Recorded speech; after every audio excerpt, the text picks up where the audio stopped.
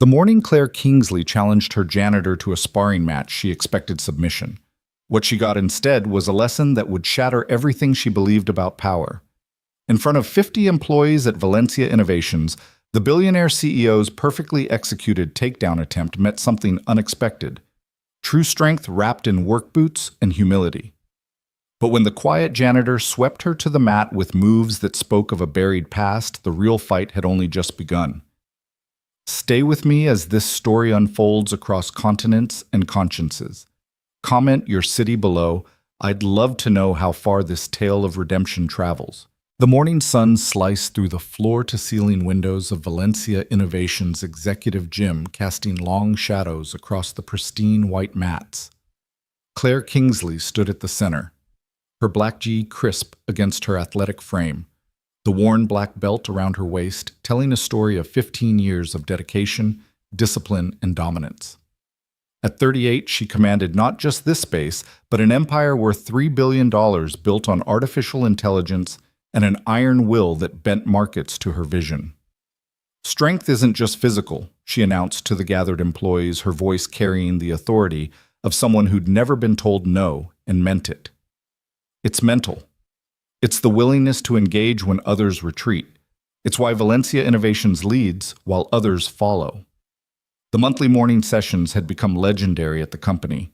Claire would demonstrate techniques, sometimes spar with visiting instructors, always reinforcing the message that power, real power, came from never showing weakness.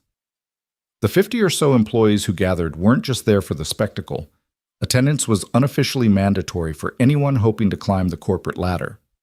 Daniel Briggs pushed his mop bucket along the edge of the mat, trying to be invisible. At 42, he'd perfected the art of being overlooked. Shoulders slightly hunched, eyes down, movements efficient but unremarkable. His Valencia Innovations janitor uniform hung loose on his lean frame, hiding the coiled strength beneath. He'd timed his cleaning route to avoid these sessions, but today the elevator maintenance had thrown off his schedule.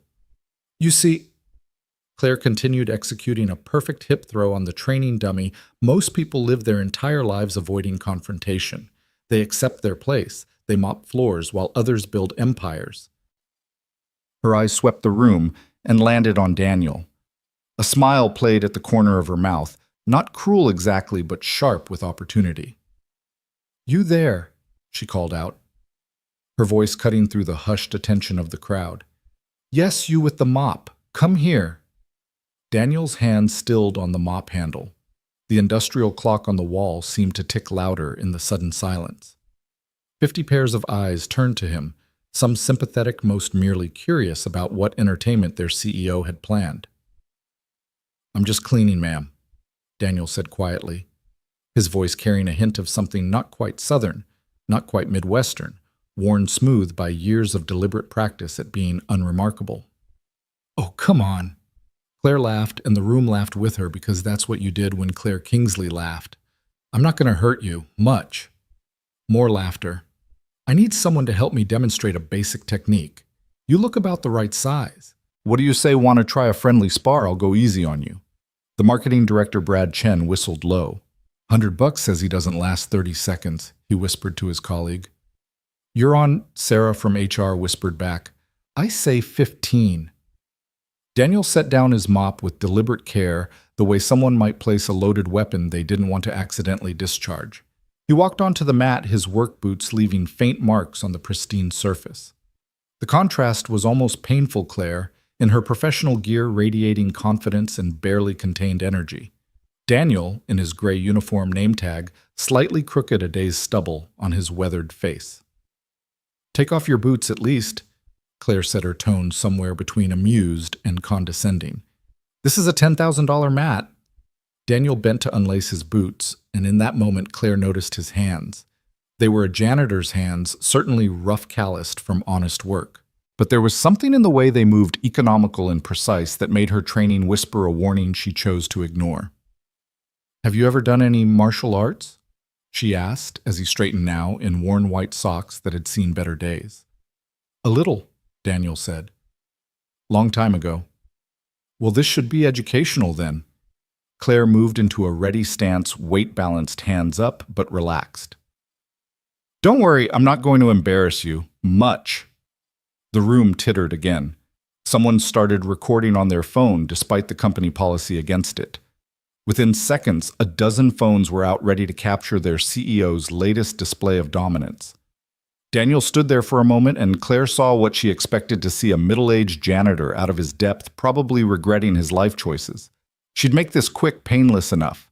A simple takedown, help him up, make some point about how everyone could learn from challenges. The usual script.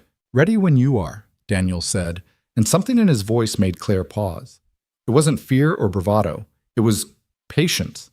The kind of patience that came from having waited for much more important things than a CEO's ego display. Claire moved first, as she always did, a testing jab probing his defenses. Daniel shifted slightly, just enough that her fist found air. Lucky, she thought. She followed with a combination she'd drilled thousands of times, jab cross-level change for the takedown. It was smooth, practice perfect. Daniel's response was water. He didn't block or strike. He simply wasn't where her attacks expected him to be. Her jab slid past his ear as he tilted his head. Her cross met his forearm, but instead of resistance, he redirected the force, turning her momentum into a gentle spiral that left her slightly off balance. When she dropped for the takedown, his hip was already gone, rotated away with a movement so subtle it looked accidental. The room had gone silent. Even the phones seemed to have stopped breathing. Claire reset her smile tighter now. "Not bad. You've definitely trained before." "Like I said," Daniel replied, his stance still casual, almost apologetic. "A little." This time Claire didn't hold back. She launched into an aggressive sequence Thai clinch attempt into knee strikes, transition to arm drag setup for a rear naked choke. It was a combination that had won her tournaments, that had put black belts on their backs. She moved with the confidence of someone who'd never met a problem her will couldn't solve. Daniel moved like smoke through her fingers. The clinch never materialized because his head position was perfect without seeming to try. The knee strikes hit air or glanced off angles that shouldn't have been there. The arm drag found nothing to drag because he was already turning with her motion, using her own force to create distance. And the choke she'd locked in hundreds of times simply wasn't there, because somehow impossibly he'd shifted his shoulders in a way that made her arms slide off like rain. "Interesting," Claire breathed, and now there was something dangerous in her voice. The kind of dangerous that had crushed competitors in boardrooms and on mats alike. She beckoned him forward. "Your turn. Show me what you've got." Daniel shook his head slightly. "I'm good, ma'am. Maybe we should—" "I said," Claire interrupted, her voice sharp enough to cut glass. "Show me what you've got." The employees pressed closer, sensing blood in the water. This wasn't fun anymore.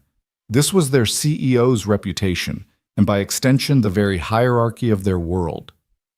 Daniel sighed, and in that sigh was a weight that made several people step back instinctively. He moved forward, and it was nothing like Claire's aggressive advance. He walked like someone approaching a skittish animal, careful and considered. Claire attacked the moment he was in range, shooting for a double-leg takedown with explosive force. It was perfect technique, the kind that had taken her years to master. Daniel's response took less than a second. He didn't sprawl or struggle. He simply guided her momentum downward with one hand while his hip checked her forward motion. His other arm snaked around her waist, not grabbing, just guiding.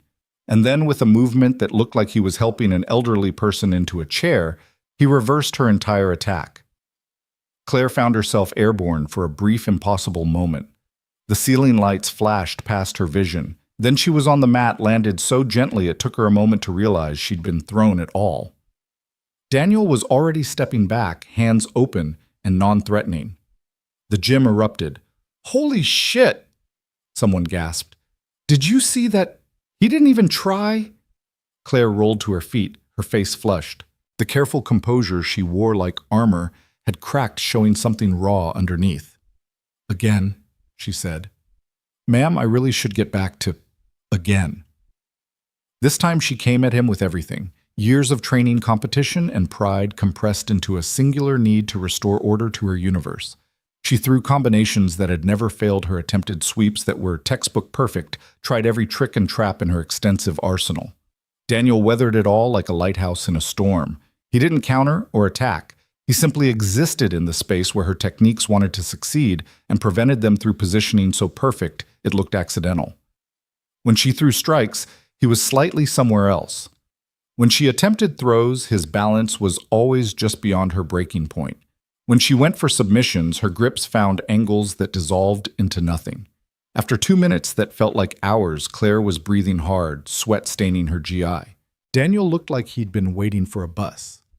"Fight back," she panted. "God damn it, fight back." "No, ma'am," Daniel said quietly. "I don't do that anymore." The words hung in the air like a confession. Claire studied him, really looked at him for the first time. Past the janitor's uniform, past the deliberately forgettable posture. She saw the way he stood, weight perfectly centered, hands relaxed but ready. She saw the small scars on his knuckles that spoke of more than cleaning supplies. She saw the way his eyes tracked everything in the room while seeming to look at nothing. "Who are you?" she asked. "Daniel Briggs," he said. "Janitor, Building 3. Before Claire could respond, her assistant Mark rushed onto the mat. "Ms. Kingsley, your 9 o'clock is here. The Japanese investors." Claire looked around the room at the phones still recording, at the expressions ranging from shock to something uncomfortably close to schadenfreude. Her empire of control had cracked, and everyone had seen it. "We're not done," she told Daniel. "Yes, ma'am," he said, already retrieving his boots. "I'll make sure the mats are cleaned properly tonight." As he walked away pushing his mop bucket, Claire noticed something else. He moved through the crowd and people parted for him without seeming to realize they were doing it. The invisible janitor had become something else, something that made people step aside without understanding why. That afternoon, Claire couldn't focus on the investor meeting. The Japanese executives droned on about market projections and expansion strategies, but all she could see was the moment Daniel had reversed her perfect takedown, the gentle way he'd placed her on the mat, like he was setting down something fragile. "Kingsley-san," Mr. Yamamoto said, pulling her back to the present. "You seem distracted. Is everything all right?"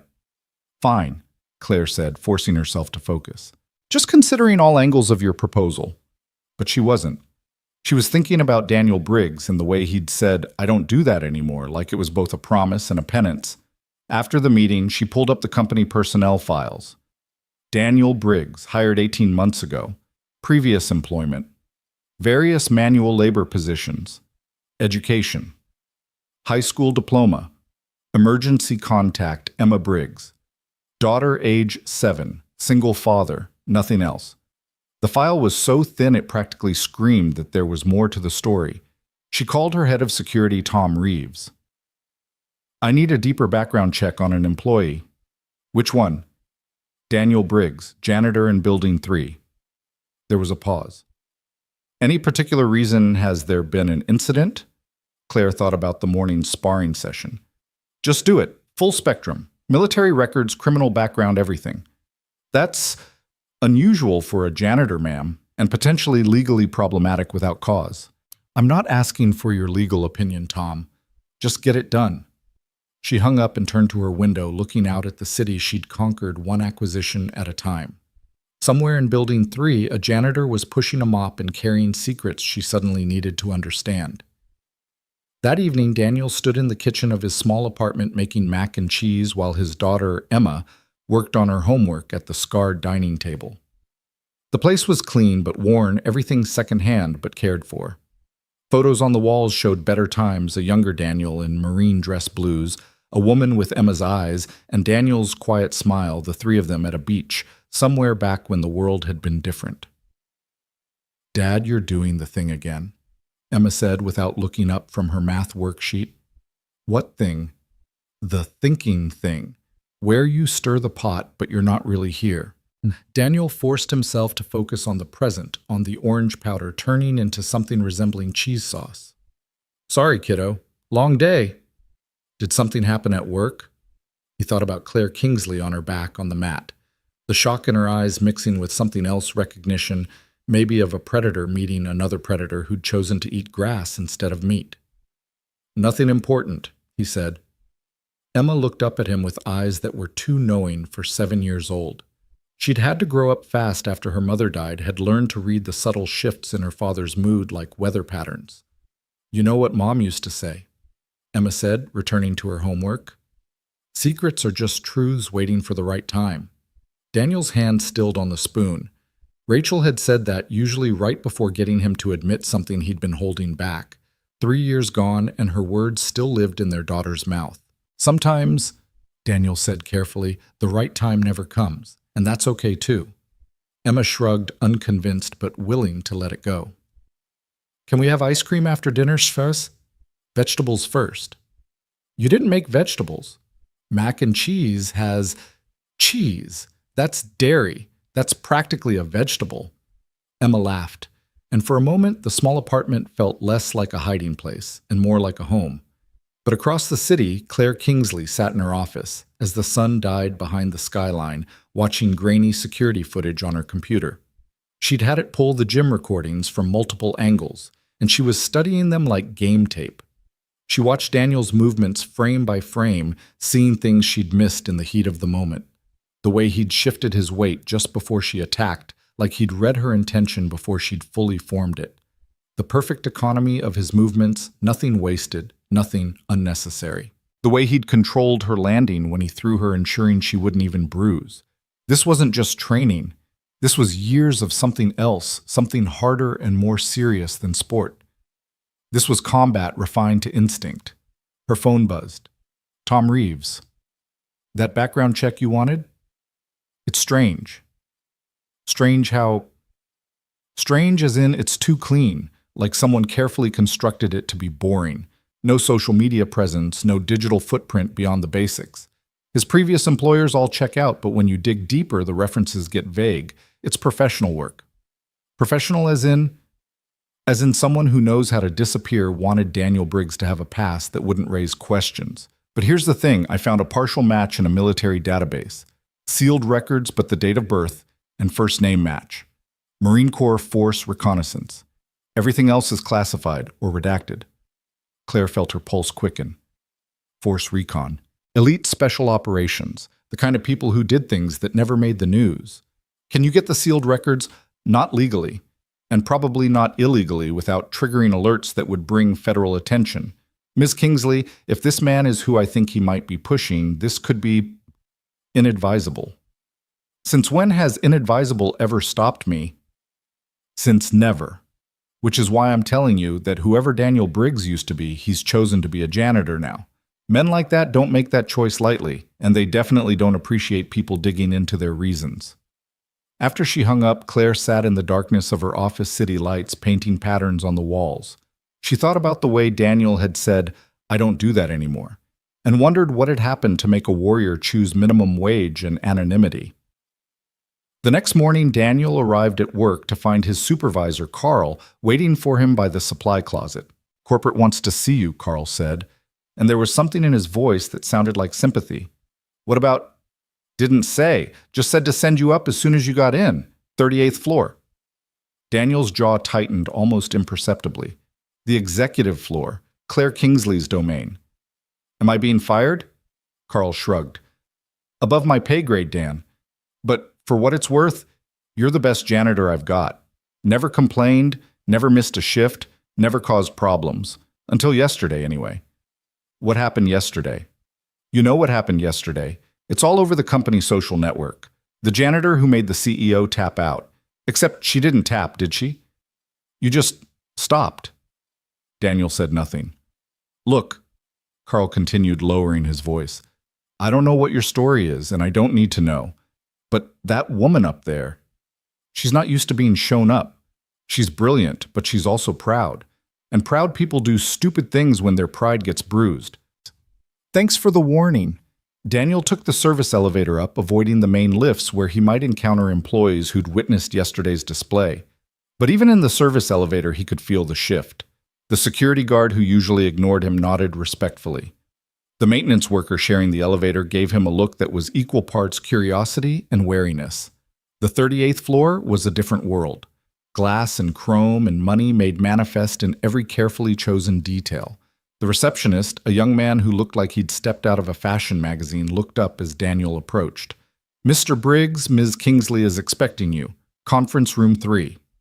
Being expected was never good. Daniel followed the directions down a hallway lined with abstract art that probably cost more than he'd make in a lifetime. Conference Room 3 was a corner room with views of the city in two directions. Claire stood with her back to him, looking out at her domain. Gunnery Sergeant Daniel Briggs, she said without turning around. Force Reconnaissance, 2nd Marine Division. 3 tours in Afghanistan, 2 in Iraq. Silver Star, Bronze Star with Valor. 2 Purple Hearts. Honorably discharged 5 years ago after an incident that's been redacted so thoroughly it might as well have never happened.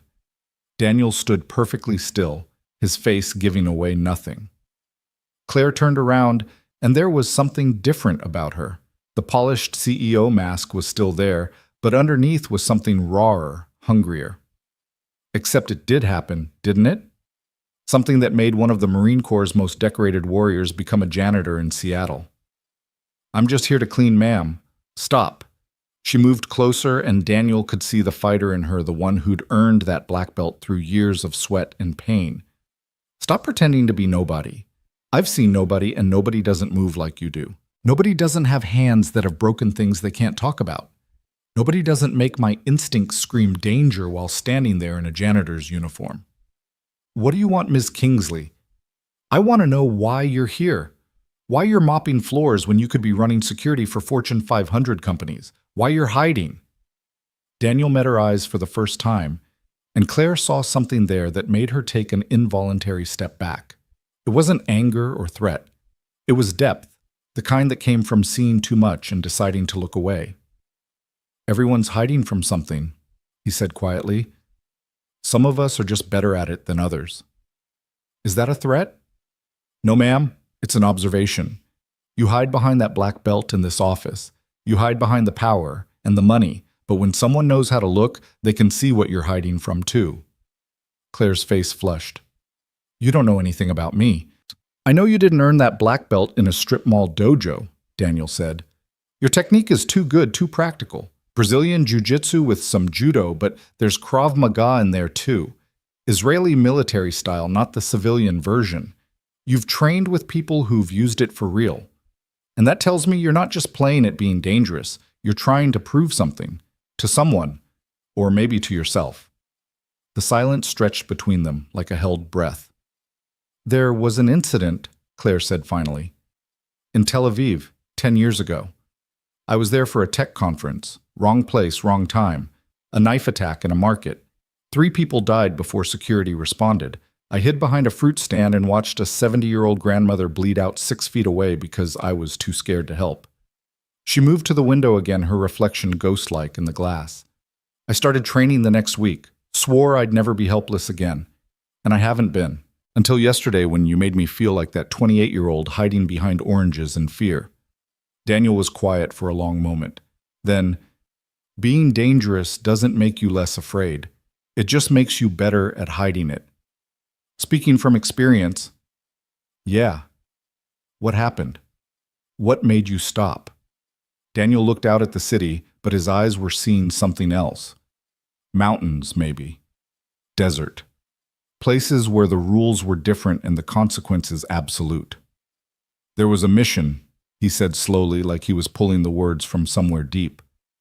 "Classified off the books. The kind where success means nobody ever knows it happened. We were tracking a high-value target through a village. Perfect intel, perfect setup. Except intel was wrong. It wasn't a terrorist cell.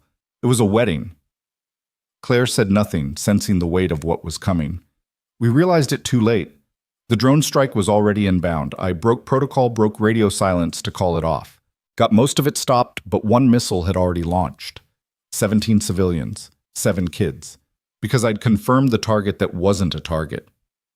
That wasn't your fault. Bad intel. I was team leader. Everything was my fault." His voice was flat matter-of-fact. "But that wasn't what ended it. What ended it was 3 months later stateside. I was teaching hand-to-hand combat to new Marines. Young kid 19 reminded me of my brother.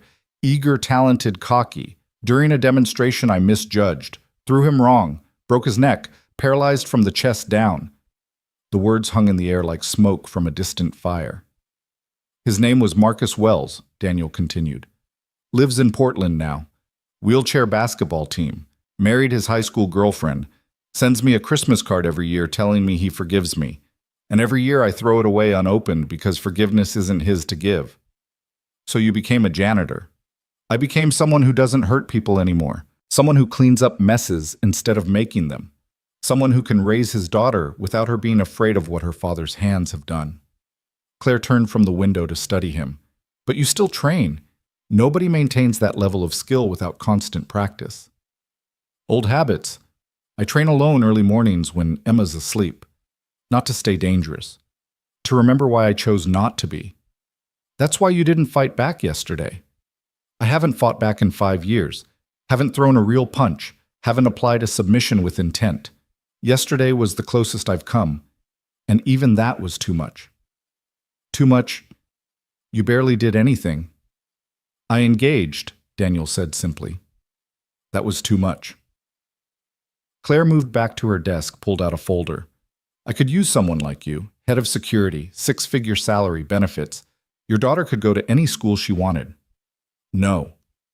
You haven't even heard the full offer. Doesn't matter. I'm not that person anymore. But you could be. For the right cause, the right reason. There is no right reason, Daniel said, and there was steel in his voice now. There's always a reason, always a cause, always something that makes violence seem justified. But violence is like a virus. Once you let it in, it spreads. It touches everything. I won't let it touch my daughter. So you'll just waste your talents, mop floors until you die. There's honor in honest work, in being useful without being dangerous, in being forgotten. Claire stared at him, frustration clear on her face. I don't understand you. You don't have to. Just let me go back to being nobody.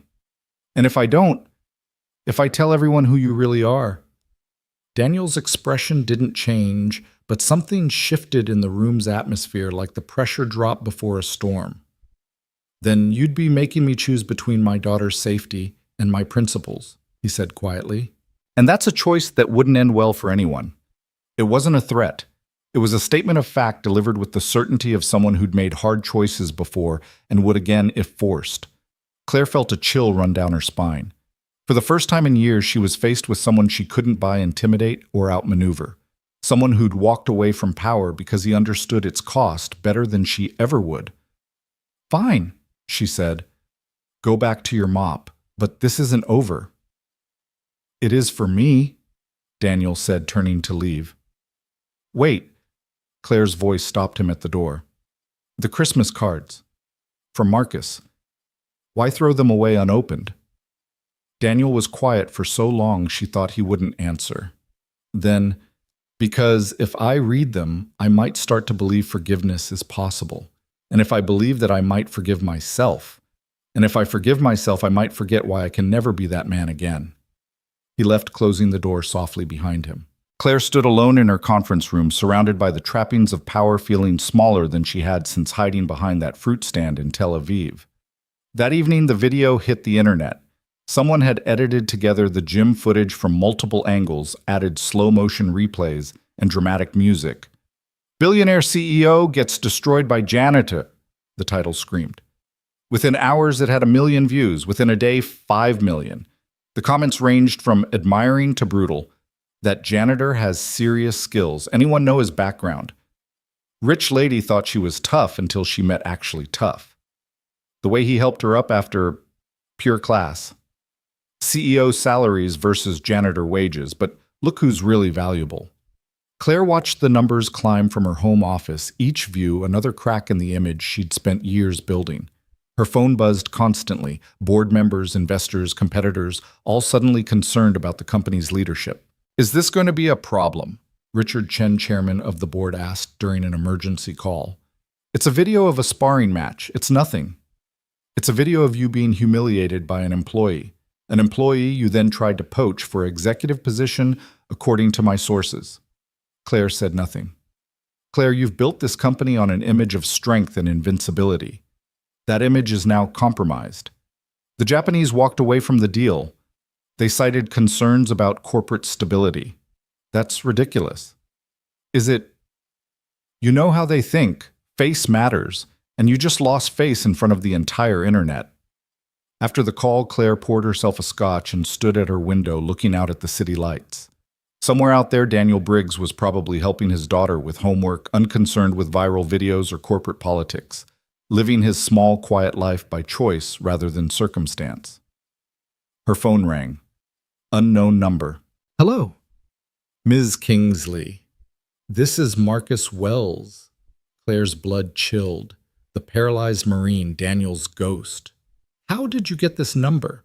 I still have friends in the community. When that video went viral, some of them recognized the movement patterns. Figured out who your janitor is. Thought you should hear from me before you do something stupid. I don't. Yes, you do. You're thinking about how to use this, how to leverage him somehow. That's what people like you do. But I'm calling to tell you that Daniel Briggs is the best man I've ever known, and what happened to me wasn't his fault. He paralyzed you. No. A freak accident paralyzed me. A combination of factors that nobody could have predicted. I've seen the footage from that training session 100 times. Daniel did everything right. Sometimes everything right still goes wrong. Then why does he blame himself? Marcus was quiet for a moment. Because that's who he is. He carries everyone else's weight, so they don't have to. He left the Corps because he couldn't forgive himself for something that wasn't his fault. And now he's trying to disappear because he thinks the world is better without him in it. Is it? No, the world needs men like Daniel Briggs. But more importantly, his daughter needs him. And if you take that away from her, if you expose him or hunt him or whatever corporate bullshit you're planning, I'll make sure everyone knows exactly what kind of person you really are. Is that a threat?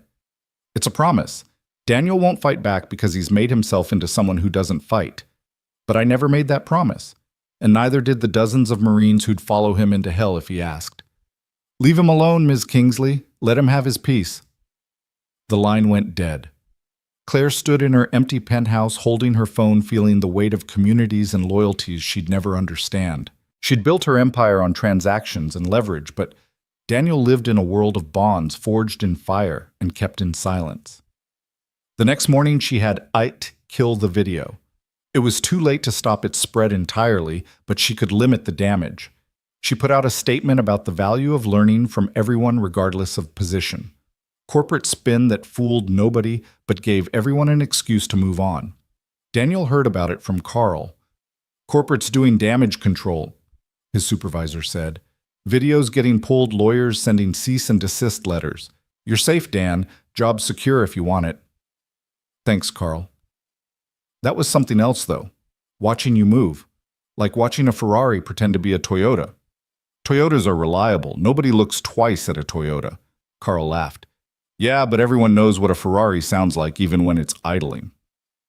That afternoon, Daniel was mopping the executive floor bathroom when Claire walked in. She stopped, surprised to find him there. I thought you'd avoid this floor. Job needs doing, Daniel said, not looking up from his work. I pulled the video. I know. I'm not going to expose you. I know that too. How? Daniel finally looked up, and there was something almost like kindness in his eyes. Because you're not cruel. Ambitious, proud, scared of being weak, but not cruel. And exposing me would be cruel. Not to me, but to Emma. And you wouldn't do that to a child.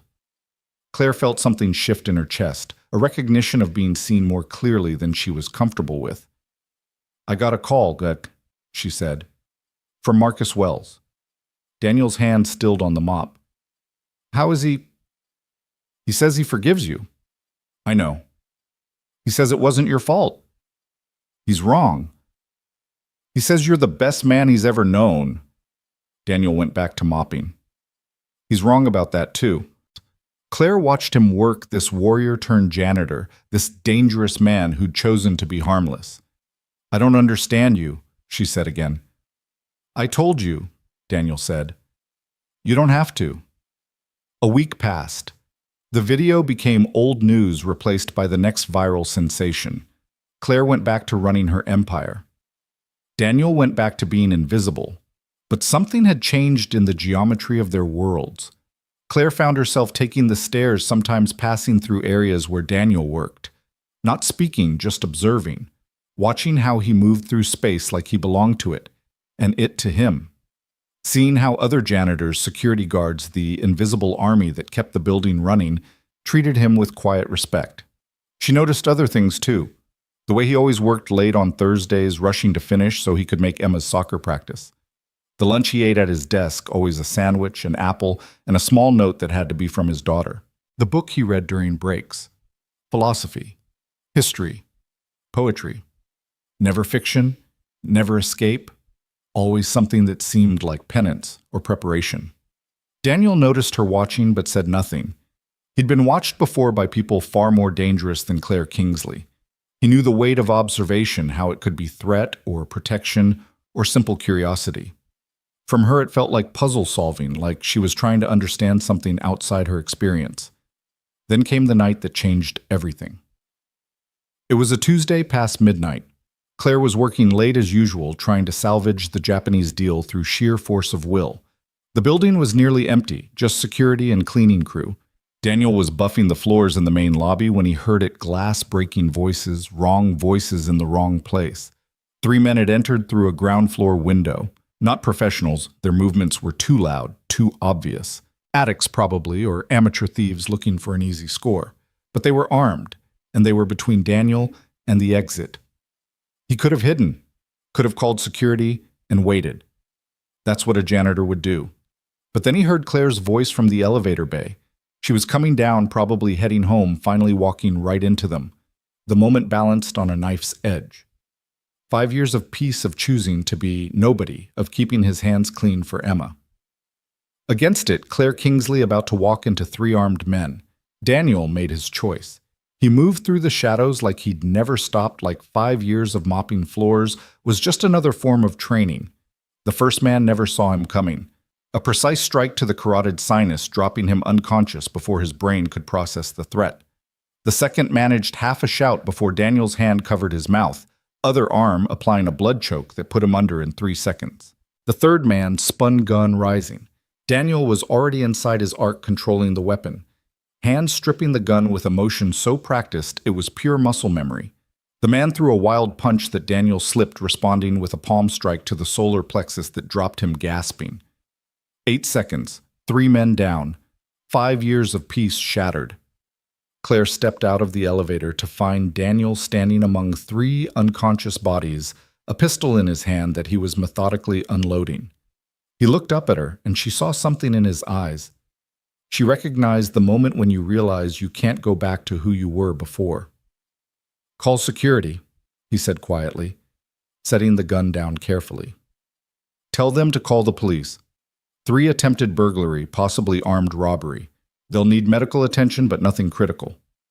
Daniel, please, just make the call." She did, and while they waited, she watched him sink into himself. He sat on the floor back against the wall, staring at his hands like they'd betrayed him. "You saved me," she said.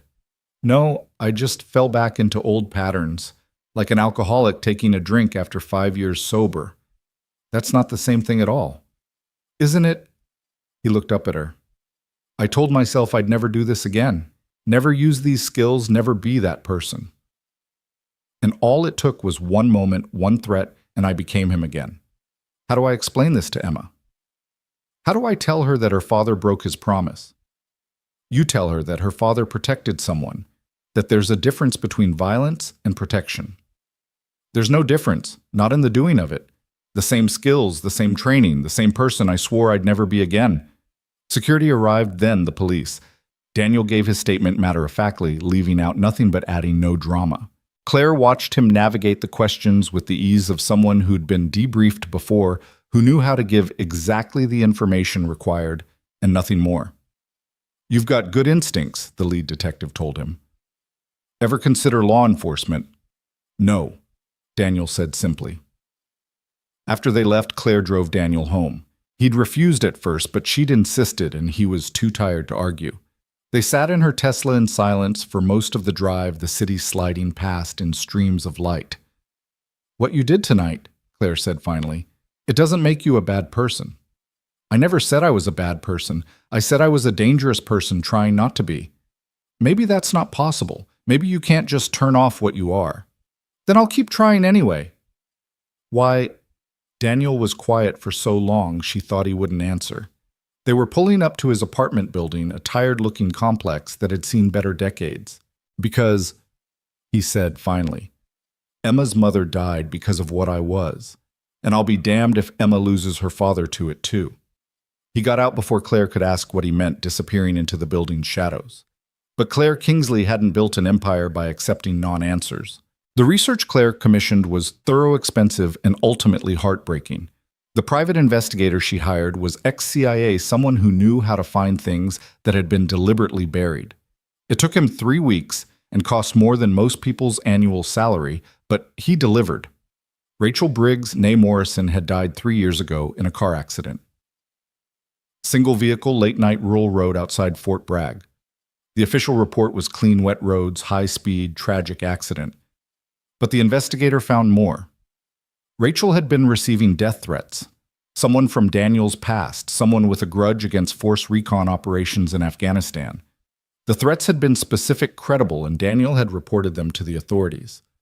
The night Rachel died, Daniel had been deployed on a training exercise. Convenient timing that looked less convenient when you knew about the threats.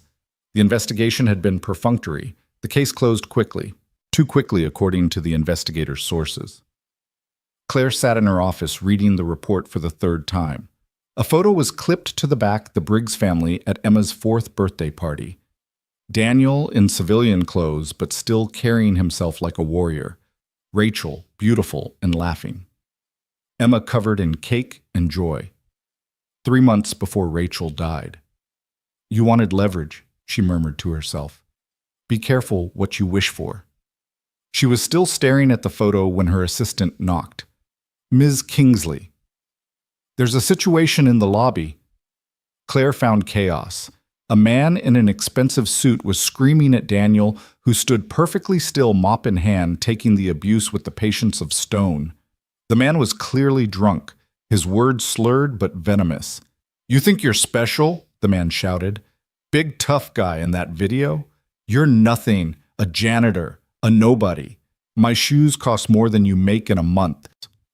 Claire recognized him. Travis Hoffman, a mid-level executive from the accounting department, known for his temper, his drinking, and his recent divorce. Sir, Daniel said calmly, you should go home. I can call you a cab. Travis shoved Daniel hard, or tried to. It was like pushing a wall. Daniel didn't even shift his weight. Don't tell me what to do. Travis pulled back his fist. The punch never landed. Daniel moved minimally, just enough that Travis's fist hit air, the momentum carrying him forward into a stumble. He caught himself face red with rage and humiliation. Fight back, Travis shouted. Come on, tough guy. Show everyone what you really are. What I really am, Daniel said quietly, is a janitor who thinks you should go home. Travis pulled something from his pocket, a knife small but sharp, the kind of thing that could kill just as easily as a sword. The lobby went silent, everyone backing away. Travis, Claire said, stepping forward. Put it down, now. Stay out of this. Travis waved the knife wildly. This is between me and him, the big hero. Let's see how tough he is now. Daniel set down his mop with the same careful precision he'd shown that first day in the gym. When he looked up, Travis actually took a step back. There was something in Daniel's eyes, something that had been sleeping for 5 years but was now terribly, completely awake. You have 3 seconds to put down the knife, Daniel said, and his voice was different. Not louder, but carrying an authority that made everyone in the lobby freeze. After that, I'm going to take it from you, and you won't like how I do it. You're threatening me. Everyone heard that. You're threatening. 2 seconds. Travis lunged. It was graceless, desperate, the attack of a drunk man with a weapon he didn't know how to use. Daniel moved like water and lightning. He redirected Travis's arm, twisted his wrist in a way that made the knife clatter across the marble floor, then swept his legs and controlled his descent to the ground. The whole sequence took less than a second, but Daniel didn't stop there. His hand went to Travis's throat, not squeezing, but positioned perfectly for a killing strike. His other hand had Travis's arm bent at an angle that was a breath away from breaking, and in his eyes was nothing. No anger, no fear, just the empty efficiency of a machine designed for violence. Daniel, Claire said softly.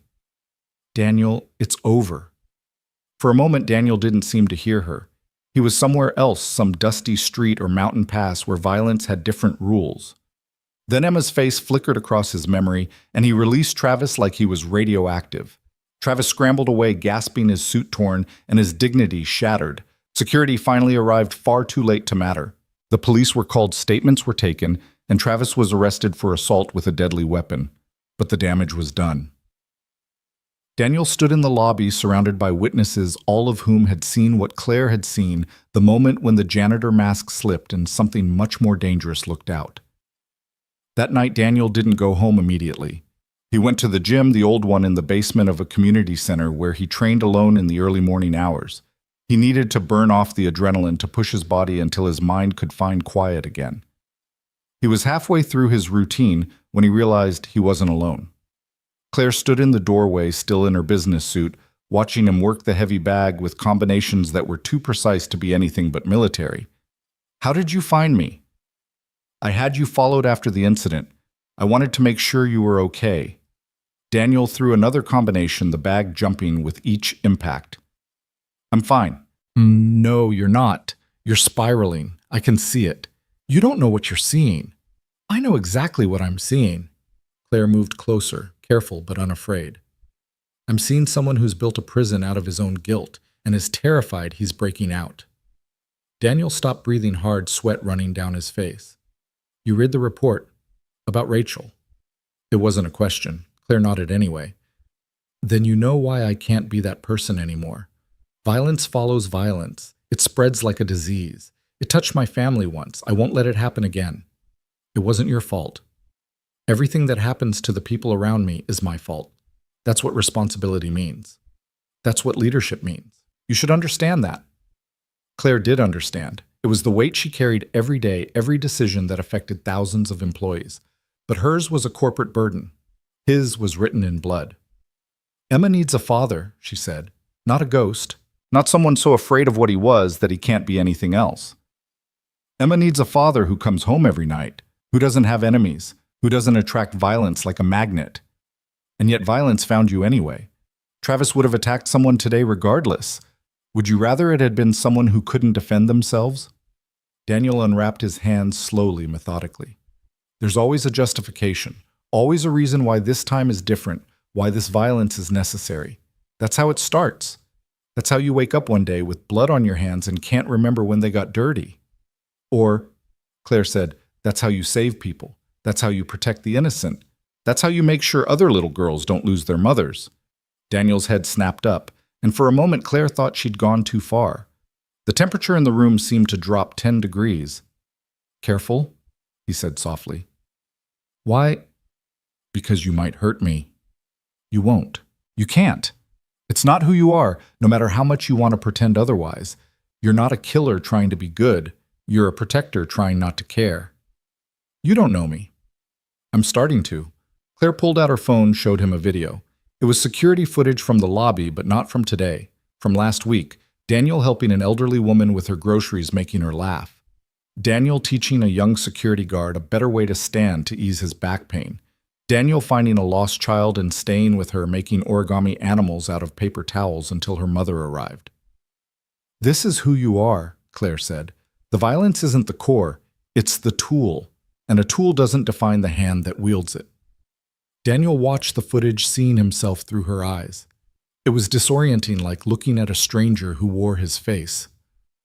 "Why do you care?" he asked.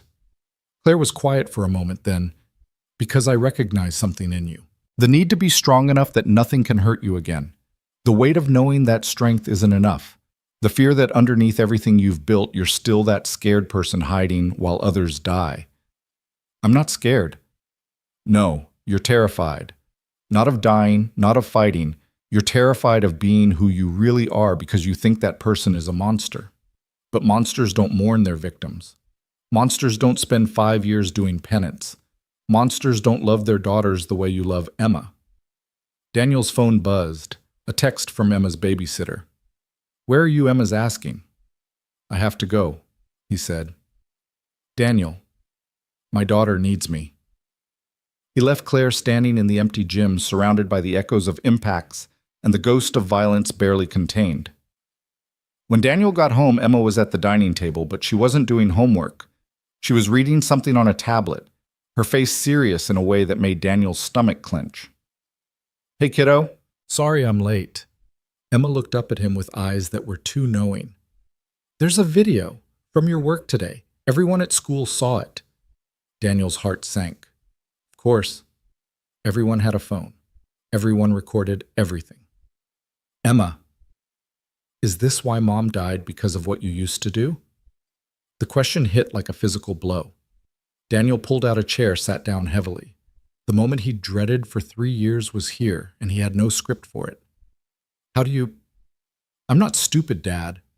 I hear things. I see things. The way you move, the way people look at you sometimes. The nightmares you pretend not to have. And now this." She turned the tablet toward him. The video was viral already. Janitor takes down armed attacker in seconds. "Your mom," Daniel said slowly, "died in a car accident." "But it wasn't really an accident, was it?" Daniel looked at his daughter, 7 years old and already carrying weight she shouldn't have to bear. The truth was a burden, but lies were worse. They rotted foundations, destroyed trust. "I don't know," he admitted. "Maybe not. There were, people who wanted to hurt me, who might have hurt her to get to me. But I don't know for sure, and I never will."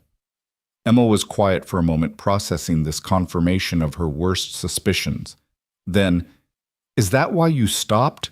Why you became just a janitor?" "You're never just anything, Em. Every job has dignity if you do it well. But yes, that's why I stopped, to keep you safe."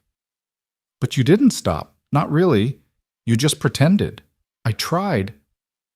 "Mom wouldn't want you to pretend, Iki," Emma said with the certainty only children can manage. "She used to say you were a hero, that you saved people. I also hurt people. Bad people. Mostly. Not always. Sometimes people who were just in the wrong place. Sometimes people who were just following orders like I was." Emma studied him with Rachel's eyes, seeing through him the way her mother always had. "The man today, he was going to hurt someone." "Yes."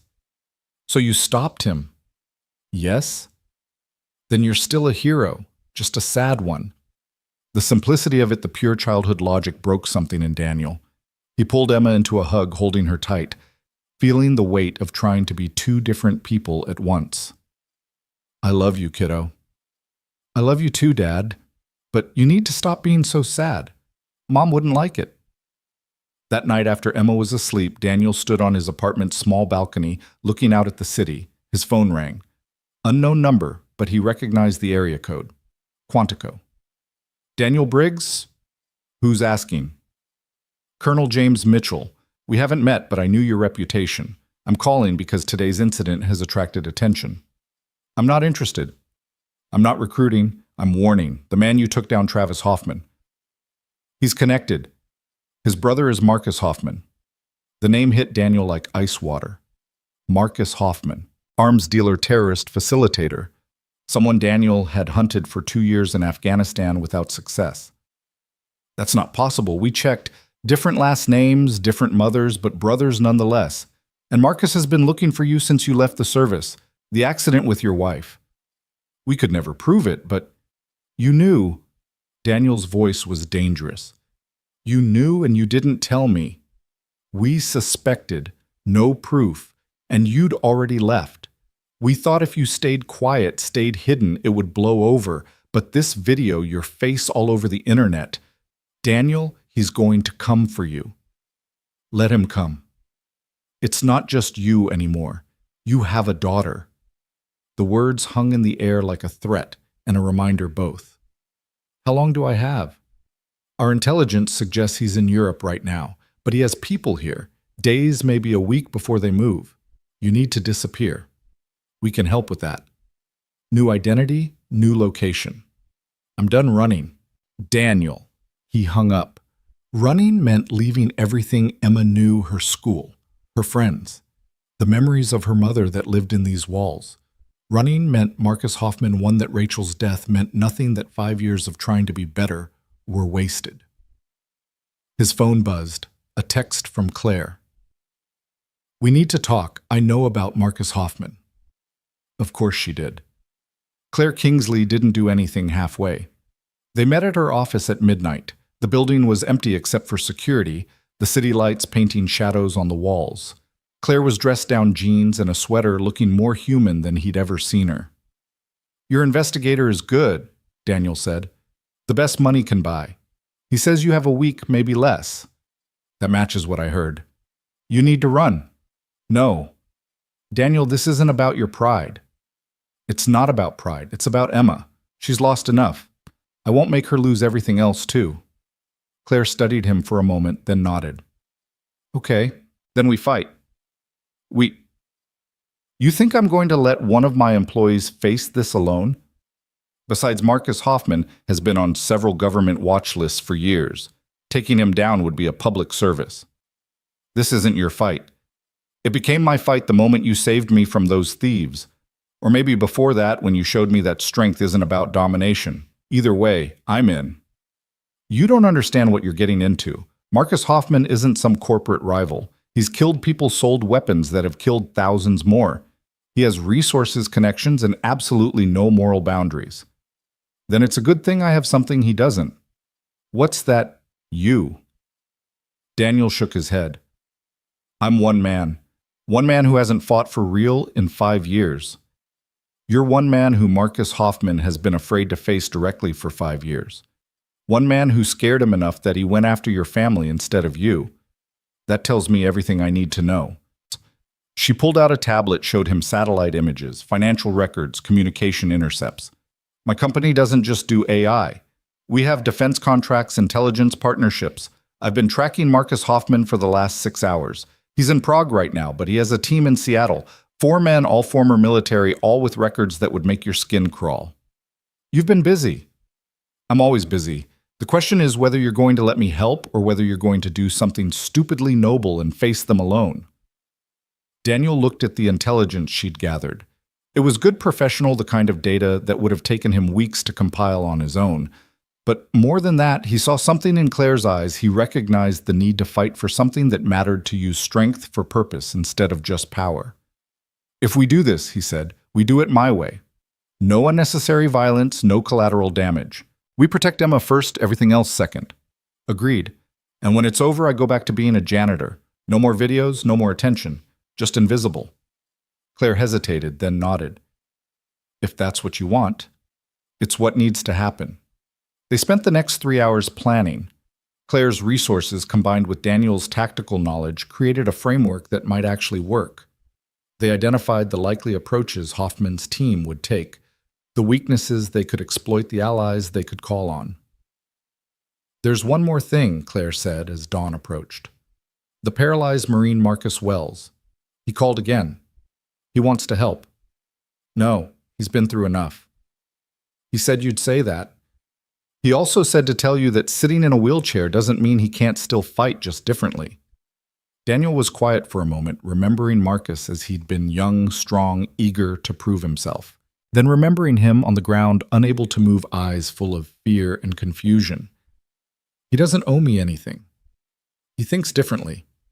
He's in Portland, 3 hours away. Former intelligence analyst, now works in cybersecurity. He's already tracking Hoffman's digital footprint. The weight of other people's loyalty, their willingness to fight for him when he'd spent 5 years fighting not to fight, was almost overwhelming. Why? Daniel asked, not really expecting an answer. Why do people keep trying to save me? Because, Claire said softly, you're worth saving, even if you don't believe it yourself. The next day, Daniel went to work as normal. It was important that Hoffman's team see no change in routine, no sign that he knew they were coming. He mopped floors, emptied trash, played the invisible man he'd perfected being. But underneath, he was counting exits, memorizing patterns, noting where security cameras had blind spots. The building he'd cleaned for 18 months became a tactical map in his mind, every corridor a potential battle space, every room a possible trap or refuge. Emma was at school, but not her usual one. Claire had arranged for her to attend a private academy for the week one with security that rivaled some military bases. Emma had protested, but Daniel had been firm. It was temporary necessary and not negotiable. "You're doing the thing again," Carl said, appearing beside him in the third-floor break room. "What thing?" "The waiting thing. Like a spring being compressed. I've seen it before in guys coming back from deployment. Whatever's coming, Dan, you don't have to face it alone." Daniel looked at his supervisor. This simple man who'd never asked questions, never pushed, just given him a job when he needed one. "You know, I know you're not just a janitor, known it from day one. Don't know the specifics, don't need to. But I know something's hunting you, and I know you're getting ready to fight back. It's not your problem, Carl. Maybe not. But you're my friend, and friends don't let friends fight alone." The word friend hit unexpectedly hard. Daniel had avoided connections for 5 years, keeping everyone at arm's length. But somehow, despite his best efforts, people had gotten close anyway. It's dangerous. So's driving in Seattle traffic, but I do that every day. Carl pulled out his phone, showed Daniel a photo. It was Carl 20 years younger in army fatigues somewhere in the desert. Infantry, Gulf War. I'm not force recon or whatever secret squirrel stuff you did, but I know which end of a rifle is which. You need backup. You got it. That afternoon, Marcus Wells rolled into the building's lobby in his wheelchair, and Daniel felt the past and present collide. Marcus was different older, certainly the chair, obviously, but there was something else. A stillness that hadn't been there before, a depth that spoke of hard-won wisdom. "You look good," Marcus said, extending his hand. Daniel shook it, noting the strength still there, the calluses from wheelchair athletics. "You too. I heard you got married." 2 years ago. Sarah's pregnant, actually. Due in 3 months. The normalcy of it, the life Marcus had built from the wreckage Daniel had left him in, was both inspiring and shaming. "Marcus, you don't have to stop." Marcus's voice was firm. "We've got maybe 6 hours before Hoffman's team moves based on the chatter I'm intercepting. So we can spend that time with you apologizing and me forgiving you again, or we can spend it making sure you live long enough to walk Emma down the aisle someday. Your choice." Claire appeared from the elevator, having changed from her business suit into tactical pants and a fitted black shirt. She looked like a different person, someone who'd remembered what it felt like to have a body meant for more than sitting in boardrooms. "The building's been evacuated," she said. "Gas leak very convincing. Only security and our people remain." "Our people? You didn't think you were the only veteran working here, did you? Turns out Valencia Innovations employs quite a few former military. All volunteers, all briefed, all ready." Daniel looked around the lobby, seeing shadows moving into position. He recognized some of them, the security guard he'd taught about posture, a programmer from the 4th floor who moved like a former ranger, the cafeteria manager whose tattoos suddenly made more sense. "This was supposed to be my fight." "Yeah, well," Marcus said, pulling out a laptop and setting up on a nearby desk. "You always were bad at fighting alone. Even in training, you were always about the team. Time to remember that." The sun was setting, painting the city in shades of gold and red. Somewhere out there, 4 men were preparing to come for him. But for the first time in 5 years, Daniel wasn't facing the darkness alone. His phone buzzed, a text from Emma. "Dad, I know something's happening. The lady at the school told me you're keeping me safe. I love you. Mom would be proud." He typed back, "I love you too, kiddo. See you soon." "They're moving," Marcus announced, his fingers flying over his keyboard. 4 vehicles approaching from different directions. They'll be here in 20 minutes. Daniel felt the old, familiar calm descending the clarity that came before action. But this time it was different. This time he wasn't a weapon pointed at an enemy. He was a shield standing in front of what mattered. "Positions," he said, and his voice carried the authority of someone who'd given such orders before and had them followed without question. People moved the building, becoming a carefully orchestrated trap. Claire stayed beside him, checking the pistol she'd produced from somewhere, her movements competent, if not expert. "You know how to use that Israeli military training. Remember, I'm no expert, but I can point and shoot. Hopefully it won't come to that. But it might. Yes, it might." Marcus looked up from his laptop. Daniel, there's something else. Hoffman himself, he's not in Prague. The intelligence was wrong. He's here in Seattle. He's coming personally. The news changed everything. Marcus Hoffman hadn't left his safe zones in years, too paranoid, too protected. If he was coming personally, this was more than revenge. This was something else, something final. How many with him? Unknown, but he doesn't travel light. Daniel nodded, his mind recalculating, adjusting the plan. Then we give him what he wants. Me in the open, apparently vulnerable. That's suicide, Claire protested. No, it's bait. He wants me badly enough to come himself. He'll take the shot when he sees it. And when he does, we take him down, Marcus finished. Classic ambush. You're betting your life that his hatred makes him stupid, Claire said. I'm betting that 5 years of waiting has made him impatient, that he wants to do this himself to see me die with his own eyes. The building's lights flickered Marcus's signal that the enemy was in position. Daniel moved to the center of the lobby, visible through the glass doors, apparently alone and unaware. The janitor staying late, pushing his mop in predictable patterns. The first indication was a reflection in the polished floor movement outside shadows that didn't belong. Then the doors opened quiet, but not silent enough. 4 men entered, weapons drawn, but not raised, moving with professional precision. Daniel kept mopping, let them get closer, closer, until, "Hello, Daniel?" The voice came from behind him. Marcus Hoffman had come through the loading dock, must have had building plans, known the approach routes. Daniel turned slowly, saw a man he'd last glimpsed through a sniper scope in Kandahar. Older now, grayer, but with the same dead eyes that had looked back at him through the scope. Marcus, 5 years? 5 years I've waited for this. You killed my men, destroyed my operations, cost me millions. You were selling weapons to people who used them on children. I was selling product to customers, supply and demand. The same capitalism that built this building that pays your, what is it now, $15 an hour. $18.50, actually. Hoffman laughed, a sound like breaking glass. Even better, the great Daniel Briggs reduced to minimum wage, but that wasn't enough for me. Not after what you took from me. So you killed my wife. I gave the order. Someone else turned the wheel, cut the brake line just enough. She probably never knew what happened. Daniel's hand tightened on the mop handle, the only external sign of the fury building inside him. Around them, hidden in shadows, his allies waited for the signal. You could have come for me directly. Where's the pain in that? No, I wanted you to suffer first, to lose everything the way I did, and then when you'd been broken down to nothing, when you were just a janitor pretending the past didn't exist, then I'd come for you. I'm sorry about your men, Daniel said, and meant it. They were soldiers following orders. They didn't deserve to die. Save your philosophy. You're going to die tonight, Daniel, but first I want you to know that after you're gone, I'm going to find your daughter. Not to kill her, I'm not a complete monster, but to raise her. To tell her stories about her father, the real stories. To make her understand what kind of man you really were. That was the line. The absolute unforgivable line. Daniel moved. The mop handle became a weapon in Daniel's hands. Not swung, but thrust precisely at Hoffman's gun hand, sending the weapon skittering across the marble floor. But Hoffman's men were already moving, and Daniel knew he couldn't take them all, not anymore, not after 5 years of choosing peace over practice. Then the shadows came alive.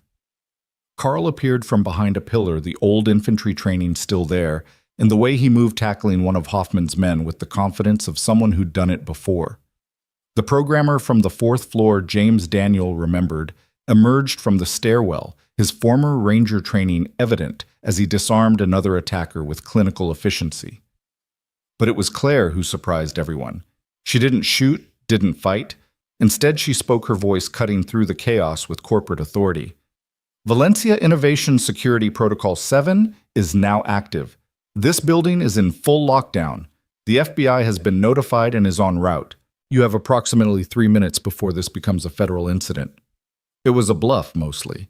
But the certainty in her voice, the casual mention of protocols and federal involvement made Hoffman's men hesitate. In combat, hesitation was death.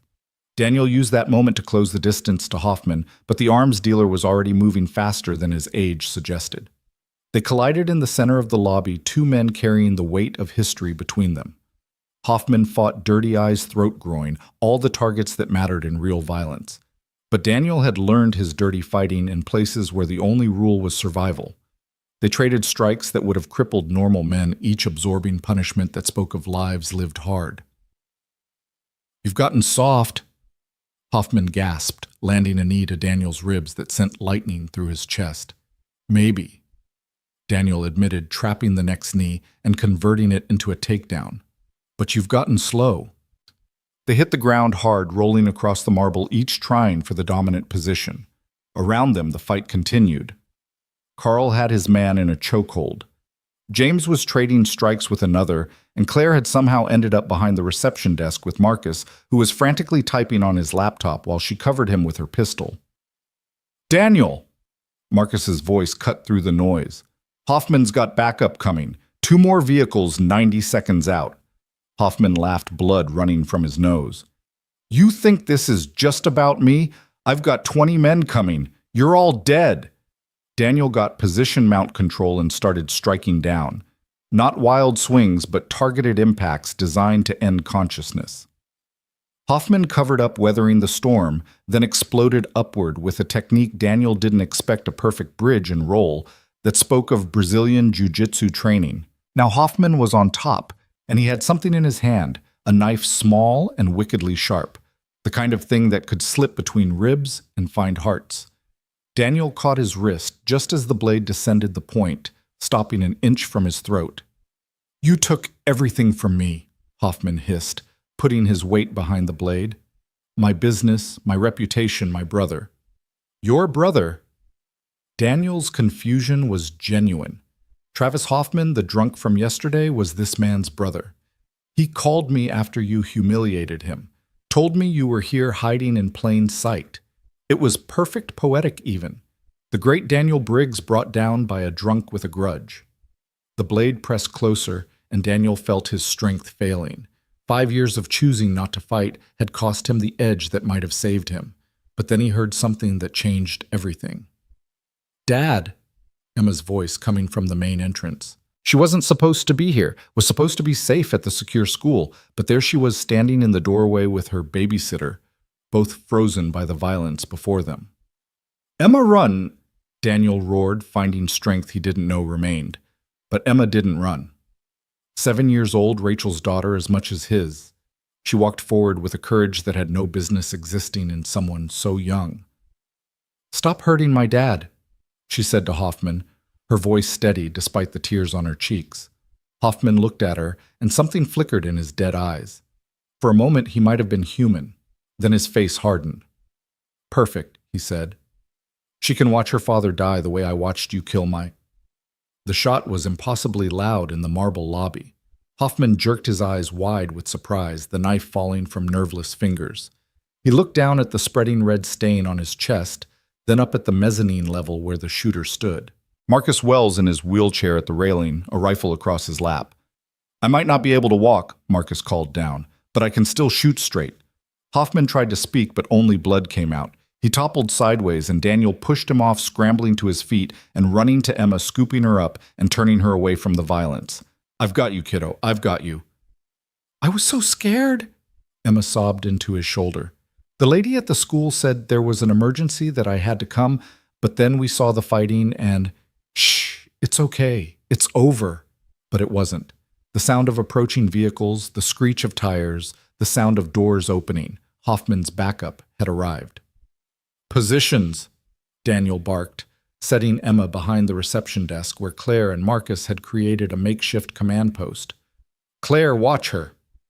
But before anyone could move, the windows exploded inward in a shower of glass and smoke grenades. The lobby filled with dense gray clouds, visibility dropping to 0.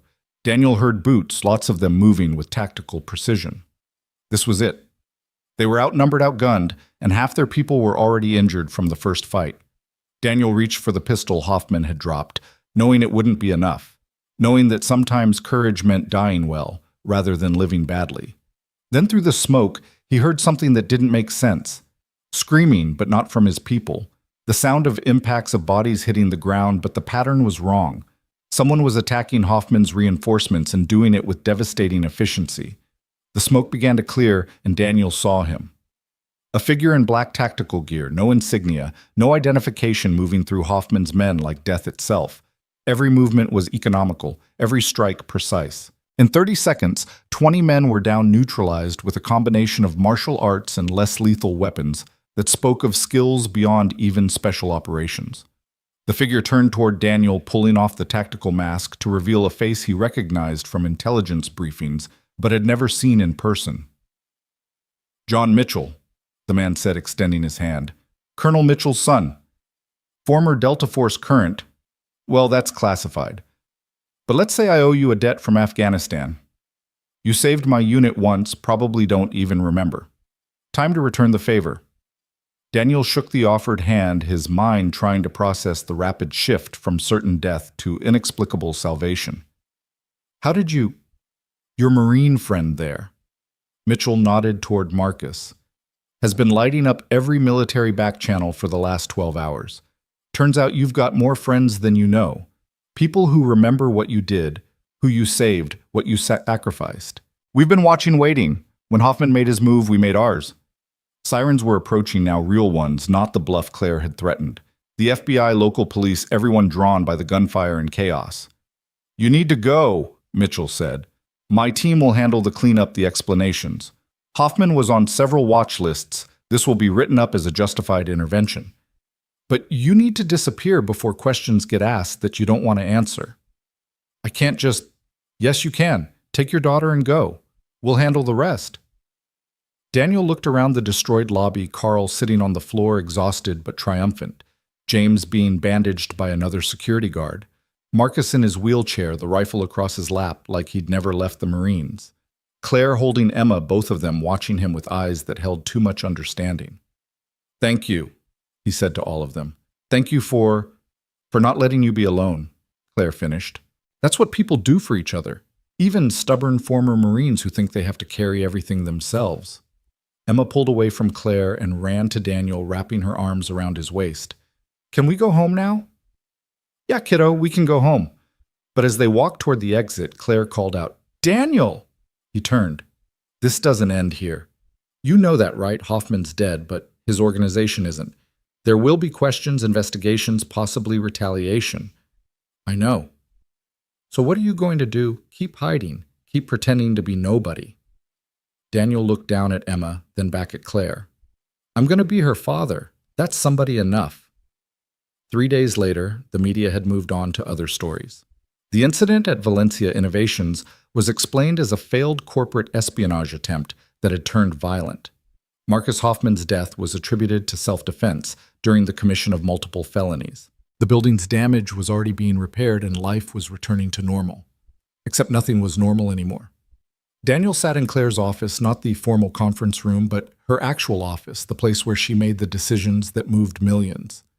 Emma was at school, the regular one, with security that was discreet but present. The immediate danger had passed, but the infrastructure of protection remained. "The board wants to give you a commendation," Claire said, pouring coffee from a machine that probably cost more than his monthly rent. "Heroic employees saved the company, that sort of thing." "No." "I told them you'd say that. I also told them that if they pushed it, you'd probably disappear entirely, and then they'd have to explain why their hero janitor vanished." "Thank you." "Don't thank me yet." She pulled out a folder thick with documents. "Hoffman's organization is in chaos, but it won't stay that way. Someone will take over someone who might come looking for revenge. You need protection, resources, options. I need to be left alone." "That's not how the world works, and you know it. You've been visible now. The video, the incident, federal databases that now have your name flagged. You can't go back to being invisible." She was right, and Daniel hated that she was right. The last 5 years had been an illusion, a desperate attempt to opt out of a game that didn't allow retirement. "So what do you suggest? Work for me, not as a janitor, as what you really are. Head of special security, but off the books. You'd handle the threats that normal security can't, the problems that require your particular skills. In exchange, you get resources, protection for Emma, and a salary that means she'll never want for anything." "I told you I don't fight anymore. I know, and I'm not asking you to. I'm asking you to protect, to use those skills to keep people safe, not hurt them. To be what you've always really been, a guardian, not a warrior. Daniel was quiet for a long moment, thinking about Emma, about the future, about the impossibility of ever really leaving the past behind. There would be conditions. Name them. I work alone. No team, no operations, no military structure, just me doing what needs to be done. Accepted. Emma never knows. As far as she's concerned, I'm still maintenance staff. Agreed. And if I say something's too dangerous, if I refuse a job that's final, no arguments, no pressure. Claire smiled. You really think you can refuse to help someone in danger? That's not who you are, Daniel. That's never been who you are. She was right about that, too. One more thing, Daniel said. Marcus Wells. He needs a job, something that uses his skills but keeps him safe. His wife's pregnant, and he's done enough fighting for one lifetime. Already done. He starts Monday as head of cybersecurity. The wheelchair accessibility modifications are being installed as we speak. Daniel stood to leave, then paused. Why are you really doing this? And don't tell me it's about protection or corporate security. You could hire a dozen firms for that. Claire was quiet for a moment, then stood and walked to her window, looking out at the city she'd conquered. My parents died when I was 15, she said quietly. Car accident, supposedly, but I've always wondered if it was really an accident. They were investigating corporate fraud, had evidence against some very powerful people. After they died, I found their notes, their evidence, but I was just a kid, couldn't do anything about it. She turned back to face him. So I built this empire, gained power, influence, resources. I've been hunting those responsible for 23 years, and last week I found the last one. He's in prison now for unrelated crimes, but he's there because I made sure the FBI got the right information at the right time. You used your power for justice. I used my power for revenge that looked like justice. But watching you these last weeks, seeing how you chose to walk away from that need, how you've carried your guilt and responsibility, it made me realize that I've been fighting the wrong war.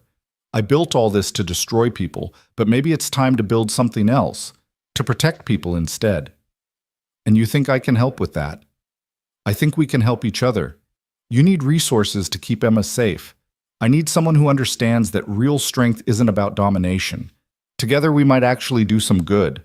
Daniel extended his hand. Partners then. But I'm still mopping the floors. Claire laughed, shaking his hand. Fine, but you're getting a raise. That evening, Daniel was in the parking garage, heading to his old truck, when he heard footsteps behind him. His hand moved instinctively to the concealed knife he'd started carrying again, then relaxed when he saw who it was. Carl, his supervisor, looking older and more tired than usual. Hell of a week, Carl said. Yeah. You gonna tell me what really happened? Not the corporate spin, but the truth. Daniel considered lying, maintaining the fiction, but Carl deserved better. Someone from my past came for me. Friends helped stop him. That's the simple version. And the complex version would take longer than we have and involve things that are better left buried. Carl nodded, accepting that. You staying on? Yeah, someone's got to keep these floors clean. That's not what I mean, and you know it. Daniel looked at his friend, and he realized that's what Carl had been for months without him noticing. I'm staying. This is home now. Emma's life is here. I'm not running anymore. Good. Because I've got $10 in the office pool that says you last another year before some other video goes viral. They both laughed, the sound echoing in the concrete garage. Carl, what you did the other night jumping in like that? Was stupid, I know. My wife already gave me the lecture. But Dan, I've been watching you for 18 months. You show up early, work late, never complain. You help people without them asking, without wanting credit. You're the kind of man I want my sons to become. So when I saw you were in trouble, there wasn't a choice. That's what friends do. The simple declaration of friendship, unasked for and unconditional, hit Daniel harder than any of Hoffman's punches had. Thank you. Don't thank me. Just promise me something. What? Stop trying to do everything alone. You've got people now. Use them. Daniel drove home through the Seattle evening traffic, his mind processing everything that had happened, everything that had changed. At a red light, his phone buzzed. A text from Emma. Made a new friend at school today. Her name is Sophie. Can she come over for dinner? He typed back, "Of course, pick up pizza on my way home." Another text immediately, "With pineapple. Never. That's where I draw the line." Mom would have gotten pineapple. Daniel smiled, remembering Rachel's terrible taste in pizza, the fights they'd had over it, the way she'd sneak pineapple onto his half just to annoy him. "Fine, half with pineapple." "Love you, Dad." "Love you too, kiddo." The light turned green and Daniel drove on, carrying his ghosts more lightly than before. That night, after Emma and her new friend had demolished the pizza and were working on homework, Daniel stood in the kitchen doing dishes and thinking about cycles, about patterns, about the impossibility of ever really leaving the past behind. His phone rang. Mitchell, the Delta Force operator who'd saved them. "Briggs? We have a problem. Hoffman's lieutenant, the one who actually carried out the hit on your wife, he's still out there, and he's disappeared." Daniel's hand stilled on the plate he was washing. "Name, Viktor Kozlov. Former Spetsnaz, works exclusively for the highest bidder. Hoffman was keeping him on retainer, but with Hoffman dead, he's in the wind." "Why are you telling me this?" "Because he's the loose end, the one who actually killed Rachel. And based on the chatter we're picking up, he's decided to finish what Hoffman started. Not for money, but for reputation. Can't have people thinking he left a job undone." In the living room, Daniel could hear Emma laughing with her friend. The sound was precious, worth any price to protect. How long at the unknown? Could be weeks, could be months, but he's coming. Then I'll be ready. "Daniel, this guy is different from Hoffman. He's not emotional, not seeking revenge. He's a professional. He'll come when you least expect it, from an angle you haven't considered." "I said I'll be ready." Mitchell was quiet for a moment. "We can help. Make you disappear, new identity, new life." "No, I'm done running. If Kozlov wants to come, let him come. This is my home now. These are my people. I'm not leaving." "Your funeral?" "Maybe, but not today." After Mitchell hung up, Daniel finished the dishes, helped the girls with their homework, made sure they brushed their teeth.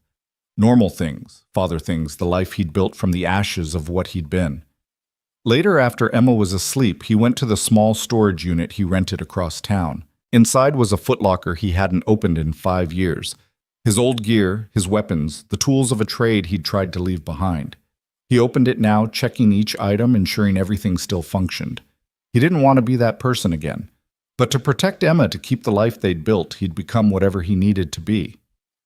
The next morning, Claire found him in the gym at 5 a.m., working the heavy bag with combinations that were sharper, more focused than before.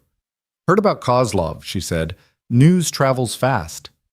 "Mitchell thought you should know. He also thought you might do something stupid like try to hunt Kozlov yourself." The thought crossed my mind. "But—" Daniel stopped, breathing hard, sweat running down his face. "But that's the old me. The one who sought out fights, who went looking for war. I'm trying to be different. Even if it means waiting for him to come to you. Even if it means living with that threat hanging over you. Especially then. Emma needs stability, normalcy.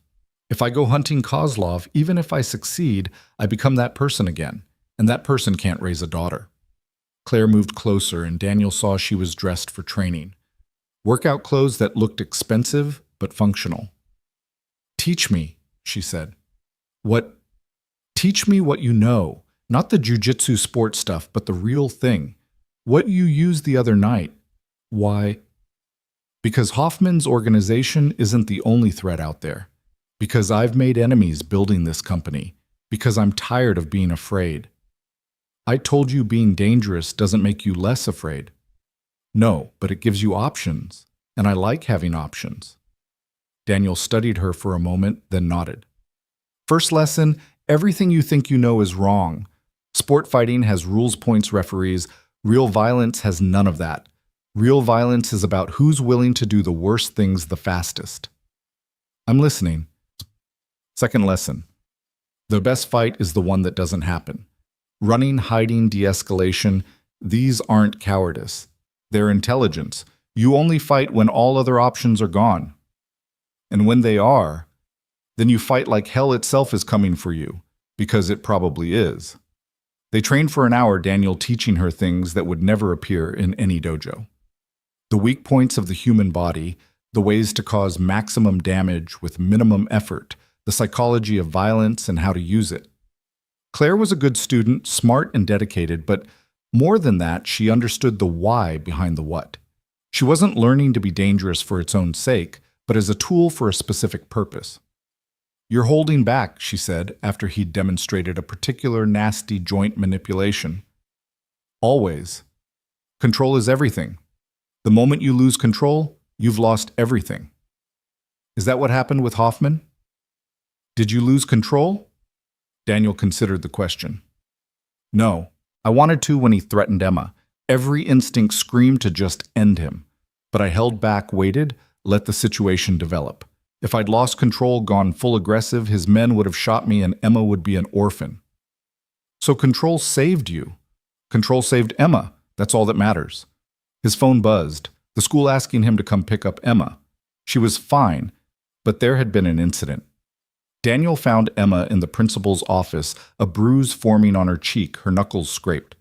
Across from her sat a boy maybe 9 years old, holding a bloody tissue to his nose. "Mr. Briggs," the principal began, "there was an altercation." "He said my dad was a killer," Emma interrupted. "He said he saw the video and that you hurt people and that I was probably just like you." Daniel knelt in front of his daughter, gently examining her bruised cheek. "Did you hit him first?" Emma looked down. "Maybe." "Emma." "Yes, but he wouldn't stop saying things." Daniel turned to the boy. "Is your nose broken?" The boy shook his head, frightened by something he saw in Daniel's eyes. "Then you're lucky. My daughter pulls her punches just like I taught her. Next time think before you speak. Words can be weapons too, and you fired first." "Mr. Briggs," the principal said sternly, "we don't condone violence." "Neither do I." Emma apologized for hitting him. "But Dad—" "Now." Emma turned to the boy. "I'm sorry I hit you. I should have used my words. But," Daniel continued, "I'm not going to punish her for defending her family's honor. And if you're going to suspend her, then do it. But know that I'll be having a conversation with the school board about their anti-bullying policies and how they failed to protect my daughter from verbal assault."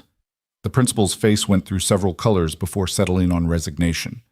"Perhaps we can call this a learning experience for everyone. No suspension, but Emma needs to promise to come to an adult next time." "Emma, I promise." She said, not meaning it at all. In the car, Emma was quiet for a long moment. Then, "I'm sorry, Dad. I know you said fighting doesn't solve anything. Sometimes it doesn't. But sometimes, kiddo, you have to stand up for what matters. You stood up for me, for our family. I'm not happy you got in a fight, but I'm proud that you didn't let someone trash talk us without consequence. Mom would have been mad. Mom would have pretended to be mad while secretly being proud. She was tougher than both of us combined. Tell me about her. The real her, not just the nice stories." So Daniel did. He told Emma about Rachel, the combat medic who'd saved lives under fire. Rachel, the warrior who'd fought her way through medical school while raising a baby. Rachel, the protector who'd faced down a burglar with nothing but a baseball bat and attitude. "She sounds amazing," Emma said when he finished. "She was, and you're just like her. Tough, smart, and absolutely unwilling to take anyone's crap." "Is that why someone hurt her? Because she was tough?" The question was a knife between his ribs. "Maybe. Or maybe it was just random badness in a world that has too much of it. We'll never know for sure." "But you think someone did it on purpose?" "Yeah, kiddo, I do." "Will you get them?" "The person who hurt Mom?" Daniel thought about Kozlov out there somewhere planning and preparing. "If they come for us, I'll stop them. But I'm not going hunting. That's not who I am anymore." "Who are you then?" "Your dad. That's all I need to be." That evening, Emma fell asleep on the couch, watching a movie, her head on Daniel's shoulder, the bruise on her cheek already turning purple. He carried her to bed, tucked her in, and stood in her doorway for a moment, watching her sleep. She looked so much like Rachel in these quiet moments that it physically hurt. His phone vibrated.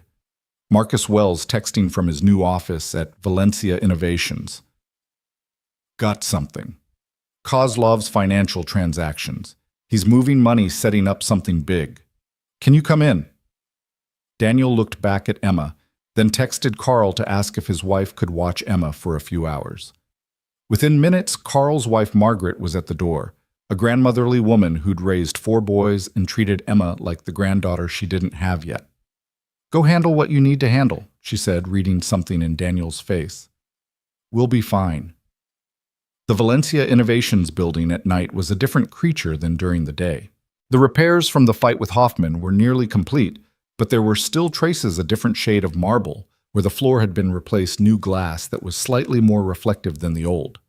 Marcus was in his office, multiple monitors displaying data streams that looked like abstract art to Daniel, but clearly meant something to the former marine intelligence analyst.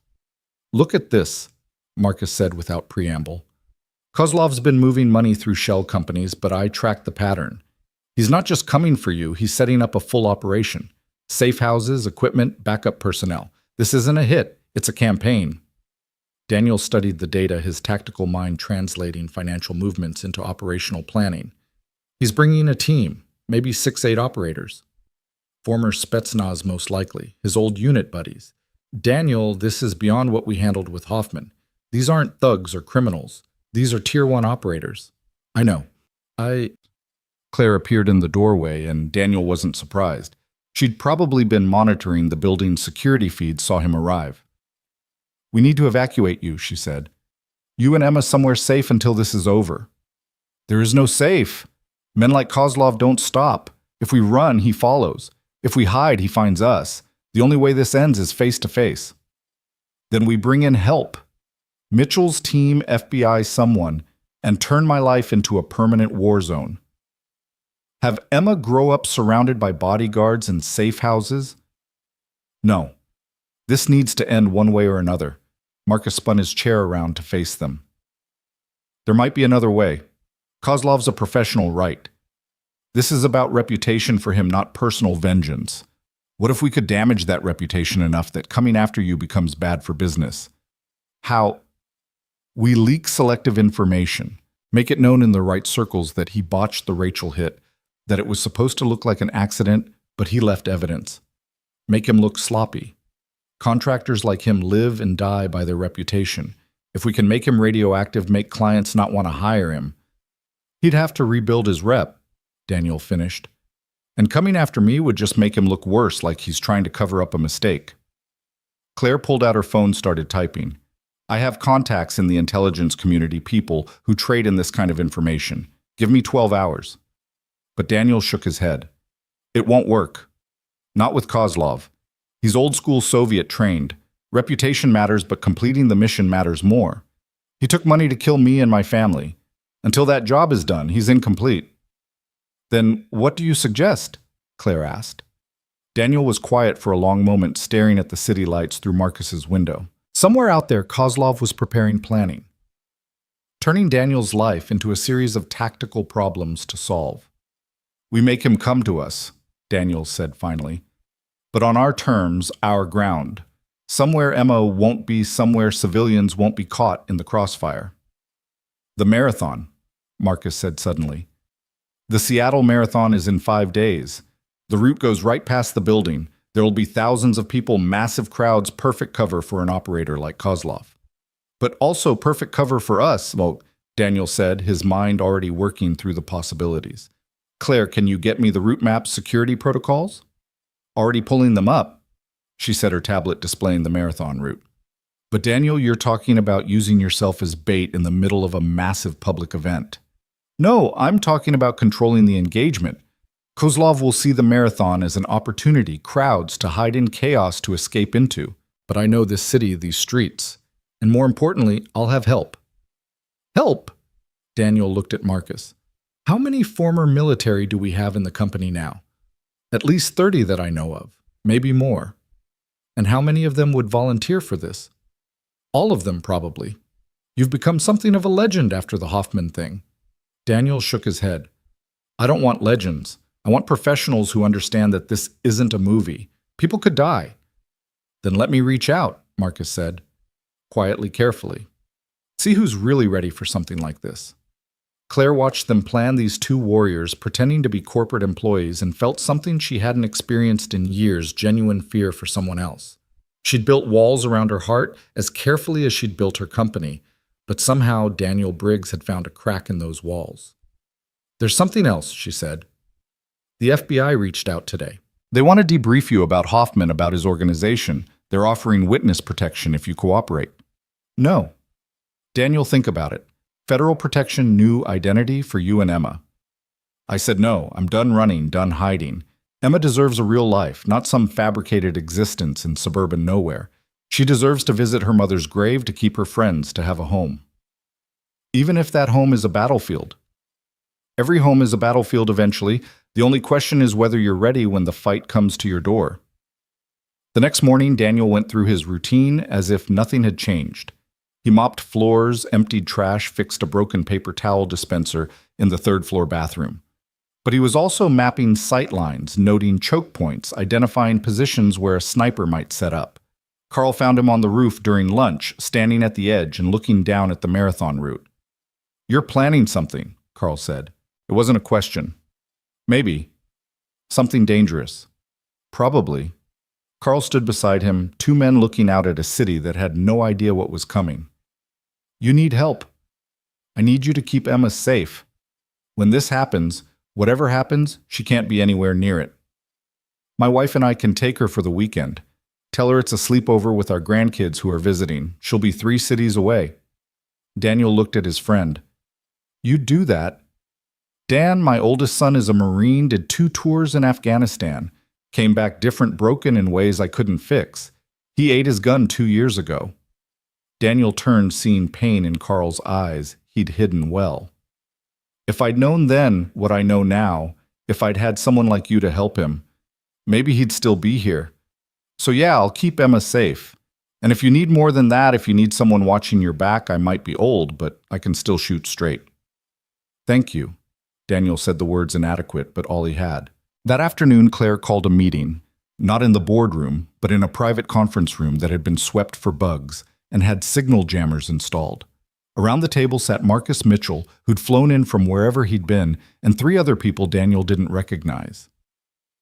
"This is Sarah Chen," Claire said, indicating an Asian woman in her 30s. "Former Air Force pararescue, now works in our IT department. This is James Morrison, the one who helped during the Hoffman fight, former Ranger currently in sales. And this is Alex Thompson, former Navy SEAL, works building maintenance." Daniel looked at Alex with surprise. "I've seen you around. You're the guy who fixed the elevator last month." "Among other things," Alex said with a slight smile. "I've been watching you too. Recognize the walk, the way you carry yourself. Takes one to know one." "They've all volunteered," Claire said. "There are others, but these 3 have the most relevant experience." "This isn't a military operation," Daniel said carefully. "I can't promise backup extraction or even a clear mission plan. Kozlov is a ghost. He might come during the marathon, might come before, might wait until after. Anyone involved in this is accepting an undefined risk for no reward except keeping a 7-year-old girl from becoming an orphan." "Sounds like every mission I ever volunteered for," Sarah said. "Undefined risks and protecting innocence. That's the job." "Besides," James added, "we've all read Kozlov's file. The man's a monster. Even if you weren't involved, someone should stop him." Mitchell leaned forward. "I've been tracking Kozlov's known associates. 3 of them entered the country in the last 48 hours. Different ports of entry, but they're converging on Seattle. He's definitely coming, and he's bringing friends." "How many total?" Daniel asked. "Best guess 5 to 7 operators plus Kozlov. All former special forces, all with extensive combat experience." "Against the 6 of us," Marcus said.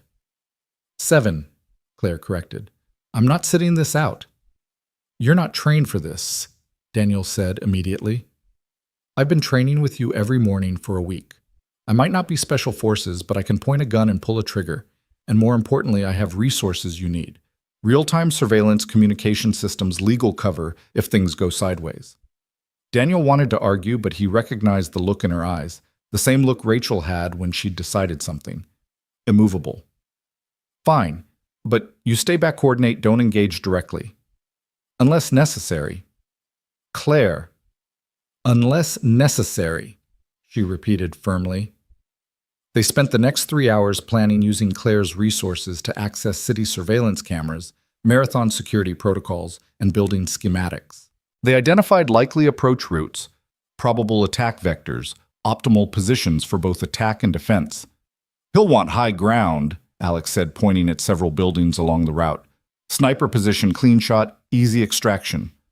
Or he'll go close, Sarah countered. Blade or suppressed pistol in the crowd. Marathon runners are exhausted, dehydrated, sometimes collapse.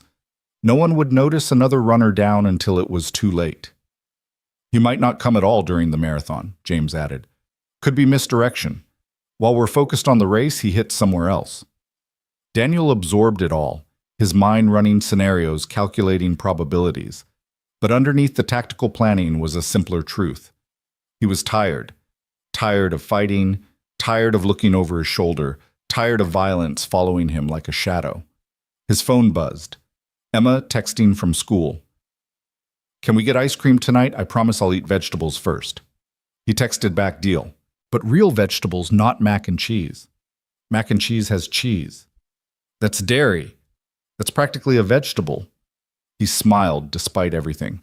This was what mattered. Not the coming fight, not the ghosts of his past, but a 7-year-old girl who thought cheese was a vegetable and who deserved a father who came home every night. I need to go, he told the group. Emma gets out of school soon. We'll keep planning, Mitchell said. I'll have Overwatch positions scouted by tomorrow. As Daniel left, Claire followed him to the elevator. You don't have to do this, she said.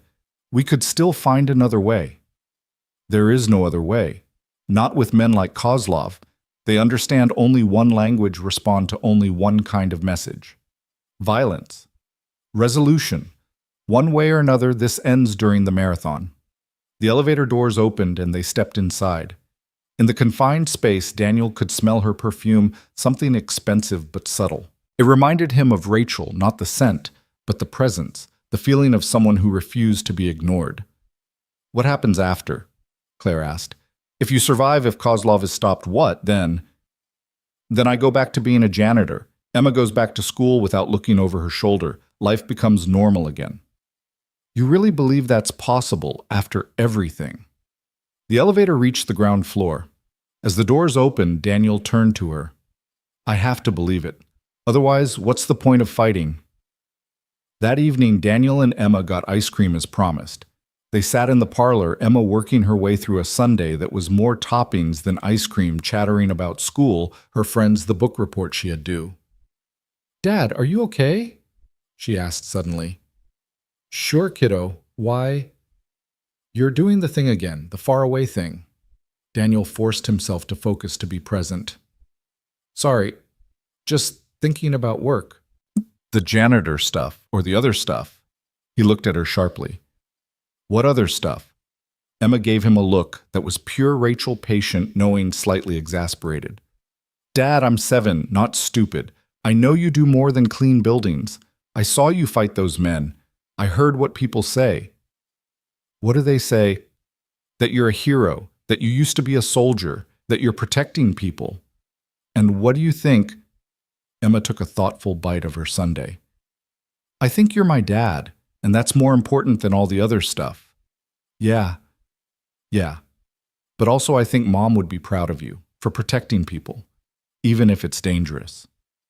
Daniel reached across the table, took her small hand in his. You know I love you more than anything, right? I know. That's why you fight, not because you like it, but because you love me. The wisdom of children, unfiltered and devastating in its accuracy. Emma, this weekend you're going to stay with Mr. Carl and his wife. They have grandkids visiting and something's happening, isn't it? Something dangerous. Maybe. Hopefully not. But I want you safe while I make sure. Will you be okay? I'll be fine. I have friends helping me. Ms. Claire. Daniel blinked. How do you know about Ms. Claire? Emma rolled her eyes. She came to my school last week, set up a scholarship fund, but really she was checking on me, making sure I was okay. She pretended she didn't know me, but I could tell. You could tell. She looked at me the way Mom used to when she was worried, but trying not to show it. Daniel didn't know what to say to that, so he just squeezed Emma's hand. I'll be careful, he promised. You better be. I already lost Mom. I can't lose you too. 3 days before the marathon, Kozlov made contact. It wasn't dramatic, just a package delivered to Daniel's apartment. Inside was a single photo, Rachel's crashed car. On the back, written in Cyrillic that Daniel could read from his military days, "She died quickly. You won't." Daniel stood in his kitchen, holding the photo, feeling rage build like pressure in a boiler. This was what Kozlov wanted to make him: emotional, sloppy, reactive. But underneath the rage was something colder, more dangerous. Resolution. He called Mitchell. "He's here. He's making contact." "Any idea where—" "No, but he's close. Close enough to have this hand delivered. I'll increase surveillance. We have eyes on all your usual routes now." After the call, Daniel did something he hadn't done in 3 years. He went to Rachel's grave. The cemetery was quiet, rain falling softly on the headstone. Rachel Marie Briggs, beloved wife and mother, her light lives on. "Hey baby, Daniel said softly, kneeling by the grave. "I know I haven't been by in a while. Didn't want to bring my darkness to your resting place. But things are happening and I might not get another chance." He placed his hand on the cold stone. "There's a man coming. The one who killed you, or at least the one who carried it out. I'm going to stop him. Not for revenge, you wouldn't want that. But to keep Emma safe, to end this cycle. I'm trying to be better, trying to be the man you always said I could be, but tomorrow, I might have to be the man I used to be just one more time." The rain increased, running down his face like tears he wouldn't shed. "I met someone. Claire. She's nothing like you, all hard edges and ambition where you were soft and content. But she sees me, the real me, and doesn't run. I don't know what that means, don't know if it means anything, but I wanted you to know in case I don't make it through this." He stood rain-soaked and resolved. "Take care of our girl if this goes bad. I'll do my best to come home to her, but if I can't, make sure she knows she was loved. Make sure she knows her father tried to be more than just a weapon." As he walked away, the rain stopped, and for a moment sunlight broke through the clouds. Daniel didn't believe in signs, but he took it as one anyway. The day before the marathon, the team met one final time. They'd refined the plan, identified positions, established communication protocols. Everyone knew their role, their contingencies, their abort criteria. "Remember," Daniel said, "Kozlov is the primary target, but his team is just as dangerous. They're not criminals or thugs. They're professionals who've done this before. Don't underestimate them, but don't hesitate either. In a fight like this, hesitation is death." "What about civilians?" Sarah asked. "The marathon will have thousands of people. We protect them above all else. If it comes down to stopping Kozlov or protecting innocence, we protect innocence. Always." "Even if it means letting him go?" James asked. "Even then. We're not soldiers anymore. We're not at war. We're just people trying to keep other people safe." Claire had been quiet through the briefing, but now she spoke. "I've arranged medical support staged at 3 locations along the route. Trauma teams, no questions asked.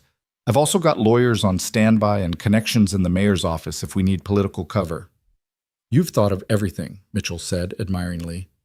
"No," Claire replied, looking at Daniel. "I've thought of everything I could, but no plan survives contact with the enemy. We all know that." "Which is why we adapt," Daniel said. "Stay fluid. Stay alert. Stay alive." As the meeting broke up, Alex pulled Daniel aside. "You know this is probably a trap, right? Kozlov's too smart to attack during the marathon when we're ready for him." "I know, but he's also arrogant. He wants the challenge, wants to prove he can take me even when I'm prepared. It's not about the mission anymore. It's about professional pride. And you're counting on that. I'm counting on him being human even if he's forgotten it himself." That night, Daniel couldn't sleep. He stood on his balcony looking out at the city, thinking about all the lives going on around him, oblivious to the violence about to visit their streets. His phone rang. Emma, who was supposed to be asleep at Carl's house 3 cities away. "Can't sleep, kiddo?" "No, I'm scared, Dad." "About what?"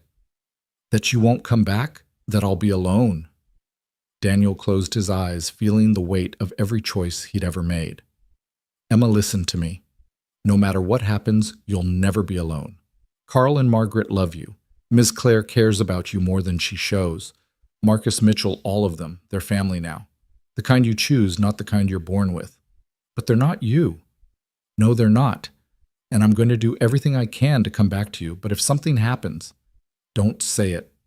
If something happens, I need you to know that you're the best thing I ever did. You're proof that I was more than just a soldier, more than just violence. You're proof that I could create something beautiful in a world that often isn't. Dad, please come back. I'll do my best, kiddo. I promise. After she hung up, Daniel sat in the darkness, preparing himself for what was coming. Not physically, his body knew what to do, but mentally, emotionally, spiritually, preparing to become someone he'd tried to bury one last time. His phone buzzed. A text from Claire. "You're not alone in this. Remember that." He didn't reply, but he held on to the words like a lifeline in the dark. Marathon day dawned gray and misty, perfect Seattle weather for running. Daniel positioned himself at mile marker 18, where the route passed closest to the Valencia Innovations building. If Kozlov was going to make his move, it would likely be here where the crowds were thickest and escape routes were numerous. He wore running gear blending in with the thousands of participants. But under the lightweight jacket, he wore soft body armor, and in his waistband was a compact pistol. Around him, scattered through the crowd, his team was in position. "Overwatch in position," Mitchell's voice came through his earpiece. "I've got eyes on the entire block." "Ground team ready, Sarah reported. "No sign of hostile activity." "Technical support online," Marcus said from the mobile command post Claire had set up in a van 3 blocks away. "All surveillance feeds active." "Remember," Daniel said into his throat mic, "we wait for positive identification. No one moves until we're sure." The marathoners began passing a river of humanity flowing through the streets. Daniel scanned faces' body language, looking for anything out of place. An hour passed, then 2. The elite runners had long since passed, and now it was the regular people, the weekend warriors, fighting through their walls. "Movement," Alex reported. "Northeast corner blue jacket. Could be our guy." Daniel shifted position, eyes tracking. The figure moved wrong for a runner, but right for someone trying to blend in. Then the man turned, and Daniel saw his face. Not Kozlov, just a spectator looking for someone. "Negative. Keep watching." More time passed. Daniel's nerves were stretched tight, waiting for violence that might not come. Then Marcus's voice, urgent, "I've got something. Financial transaction just hit. Kozlov paid for a parking garage 2 blocks from your position, 30 minutes ago." "He's already here," Daniel said, moving immediately. "Probably in position." The shot came from above and behind, the sound lost in the crowd's cheering until someone screamed.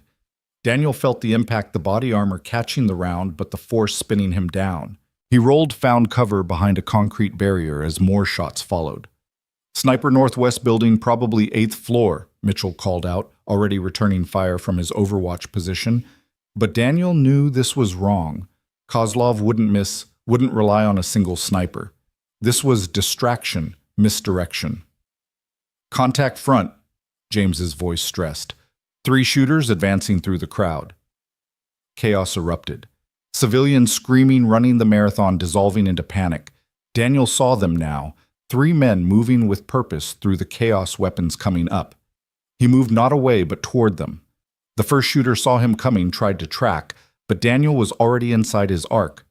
A brutal strike to the throat, a twist to take the weapon, 3 shots, center mass to drop him. The second shooter turned, but Sarah was there, appearing from the crowd like a ghost. She hit him low, a perfect takedown, and had him disarmed and unconscious before he hit the ground. The third tried to run, but Alex intercepted the 2 men, colliding in a brutal exchange of strikes that ended with the shooter on the ground, Alex's knee on his neck.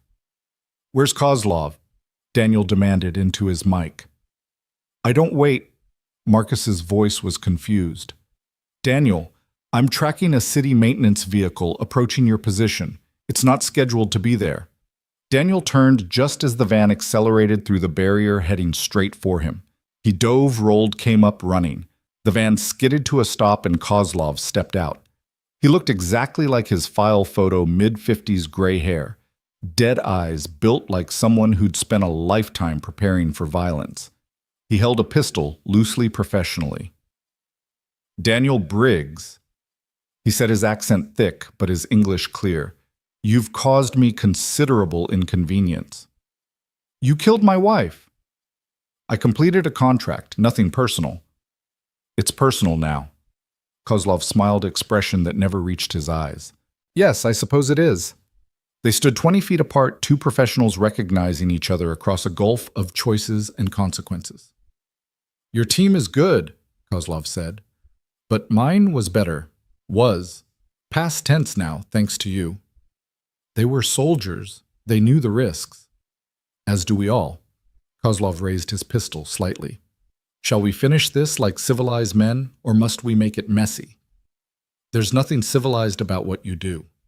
No, I follow rules. I complete contracts. I maintain professional standards. You're the one who walked away, who pretended he could be something else. At least I'm honest about what I am. Daniel felt the weight of the compact pistol in his waistband, knew he could draw and fire before Kozlov could fully raise his weapon. But around them, civilians were still too close, still potential collateral damage. You want me, Daniel said. Let them go. Clear the civilians, then we settle this. How noble. But no. The chaos is useful. It prevents your friends from interfering. As if on cue, Claire's voice in his earpiece. Daniel, I've got police 30 seconds out. Whatever you're going to do. Kozlov must have seen something in Daniel's face because he was already moving pistol coming up. Daniel drew and they fired simultaneously. The bullets crossed in the space between them 20 feet that might as well have been 20 miles. Daniel felt the burn across his ribs where Kozlov's shot grazed him, tearing through jacket and armor. His own shot caught Kozlov in the shoulder, spinning the Russian but not dropping him. Both men moved for cover simultaneously, their training taking over. Daniel rolled behind an overturned vendor cart while Kozlov ducked behind his van. Blood seeped through Daniel's jacket, warm and sticky, but not arterial. He could still move, still fight. Nice shot, Kozlov called out, his voice strained but steady. An inch to the right, and this would be over. Still time to finish it, Daniel replied, checking his magazine. 3 rounds left. Not enough for a prolonged engagement. Sirens were getting closer now, and Daniel could hear Mitchell coordinating with the team through his earpiece, but he tuned it out. This moment, this fight had been coming for 3 years. Everything else was just noise. Kozlov emerged from behind the van, moving with the fluid grace of someone who'd been shot before and knew how to work through it. He'd dropped his pistol but held a knife, now a brutal thing designed for one purpose. Let's do this the old way, Kozlov said. Blade to blade, the way our grandfathers would have. Daniel could have shot him. 3 rounds center mass end it clean. But there were still civilians crouched behind cars, frozen with fear, and any stray bullet could find innocent flesh. He holstered his pistol and drew his own knife, a simple thing he'd carried for 5 years and hoped never to use. They circled each other while Seattle burned with sirens around them. 2 aging warriors, both carrying wounds that went deeper than flesh, both fighting for different versions of honor. Kozlov attacked first, his blade work speaking of Systema training, the Russian martial art that turned violence into poetry. Daniel met him with the brutal efficiency of Marine Corps line training mixed with years of practical application. Steel rang against steel, sparked off concrete when strikes missed and hit ground instead. The Russian was good, maybe better than Daniel had been at his peak, but Daniel wasn't at his peak anymore. 5 years of choosing peace had blunted his edge, slowed his reflexes by crucial milliseconds. Kozlov's blade found flesh slicing across Daniel's forearm, then his thigh, each cut precise and debilitating. You should have kept training, Kozlov said, pressing his advantage. Peace makes men soft. Daniel gave ground, feeling his strength ebbing with his blood. But as he retreated, he remembered something Emma had said. You're my dad. That's more important than all the other stuff. He wasn't fighting as a Marine or a special operator. He was fighting as a father, and that changed everything. When Kozlov came again, Daniel didn't meet him blade to blade. Instead, he grabbed a handful of marathon cups from the ground, still full of water, and threw them at Kozlov's face. It was playground tactics utterly without honor, and it worked perfectly. Kozlov flinched, his guard dropping for just a moment. Daniel didn't waste it. He closed the distance, got inside Kozlov's reach, and drove his knee into the Russian's wounded shoulder. Kozlov screamed, his knife clattering away, and Daniel followed up with an elbow to the temple that dropped him to his knees. The knife was in Daniel's hand. Kozlov's throat exposed the moment, balanced on the edge of ending. 5 years ago, Daniel wouldn't have hesitated. The mission would have demanded Kozlov's death, and he would have delivered it without thought. But he wasn't that man anymore. "Do it!" Kozlov gasped, blood running from his nose. "Finish your revenge." "It's not revenge," Daniel said, and realized he meant it. "It's just tired. I'm tired of killing, tired of violence following violence. You killed my wife, and I'll never forgive that. But killing you won't bring her back. It'll just add another ghost to the ones I already carry." "Weak," Kozlov spat. "Maybe. Or maybe strong enough to choose something else." Police surrounded them, then weapons drawn, shouting commands. Daniel dropped the knife, raised his hands, and let them take him down. As they cuffed him, he saw Claire pushing through the crowd, her face a mask of controlled panic. "He's with us," she shouted, producing credentials that made the cops step back. "Private security licensed and authorized. We were stopping a terrorist attack." It took hours to sort out, but Claire's lawyers and connections made it happen. By evening, Daniel was in a hospital bed, stitched and bandaged, while Claire sat beside him explaining how she'd spun the story. "Kozlov's been arrested," she said. "Multiple federal agencies want him for various crimes. He'll never see freedom again. His men, 3 dead, 2 in custody. Your team performed brilliantly. A few injuries, but nothing critical." Daniel nodded, feeling the weight of survival settling on him like a blanket. "Emma. On her way. Carl's driving her back now. She's been calling every 10 minutes." They sat in silence for a moment, the hospital sounds washing over them like white noise. "You could have killed him," Claire said finally. "Everyone would have understood. Self-defense justified clean." "I know. But you didn't." "No." "Why?" Daniel thought about it, trying to find words for something that went beyond language. Because Emma was right. Being her father is more important than being a warrior, and fathers don't kill unless they have to.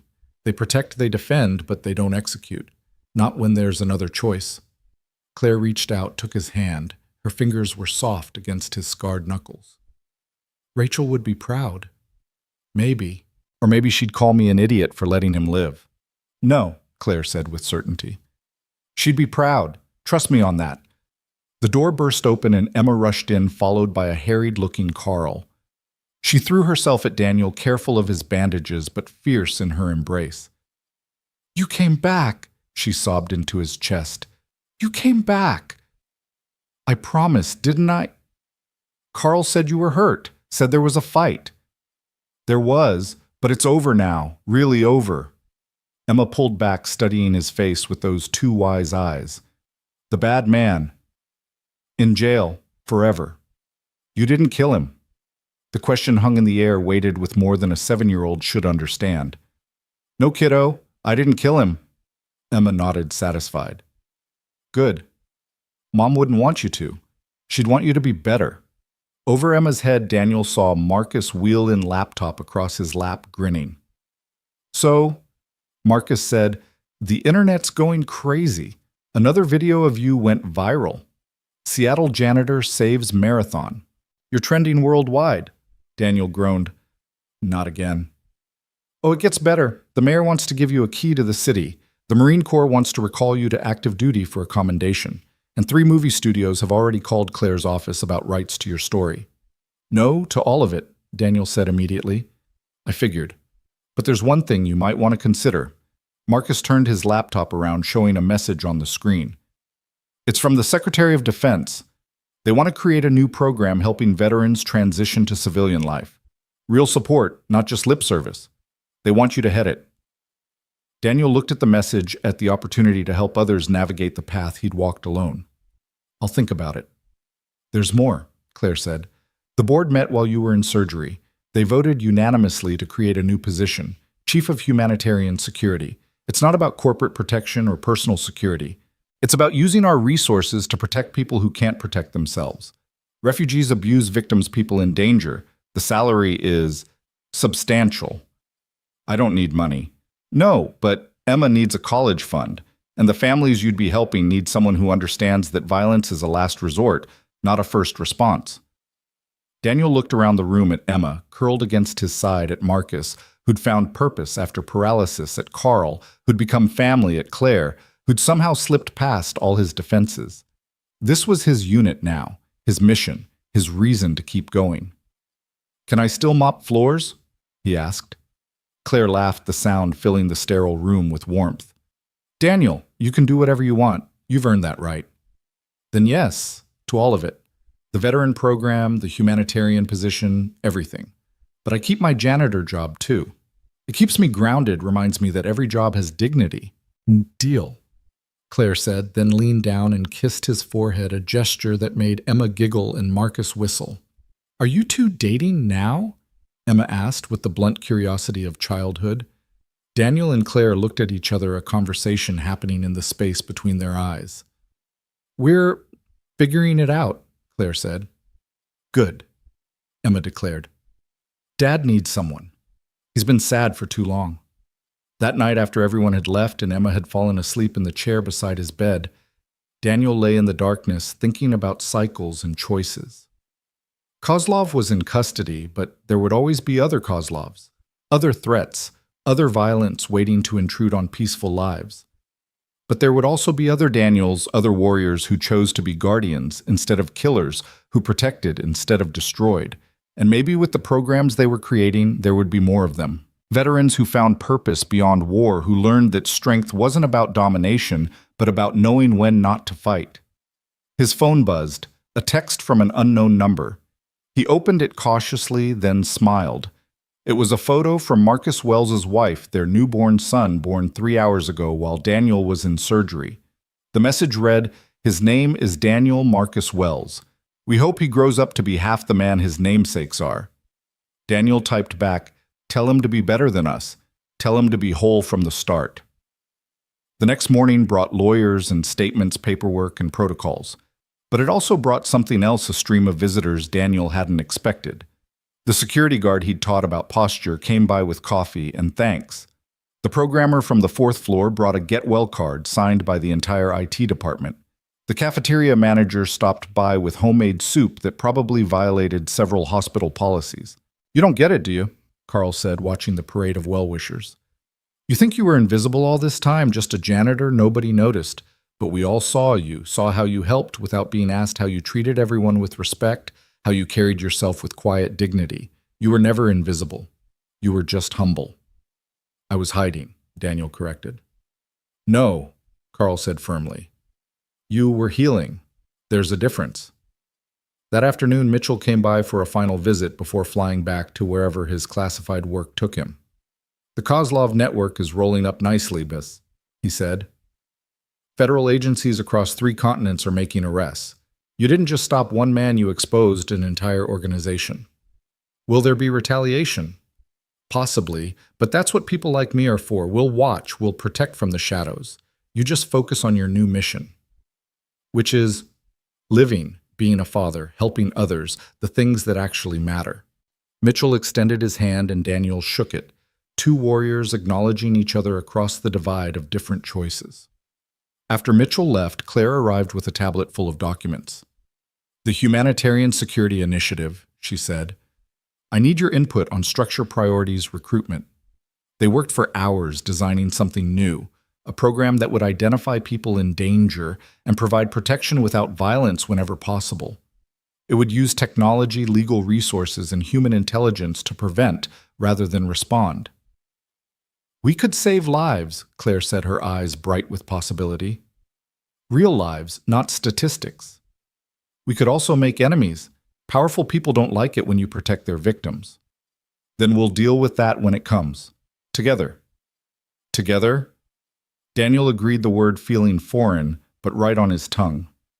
Emma woke up, then stretching like a cat in the hospital chair.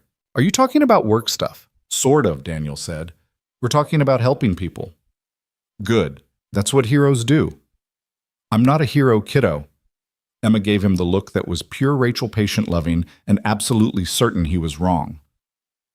"Dad, you know what a hero is. It's not someone who's never scared or never makes mistakes. It's someone who does the right thing even when it's hard. Especially when it's hard.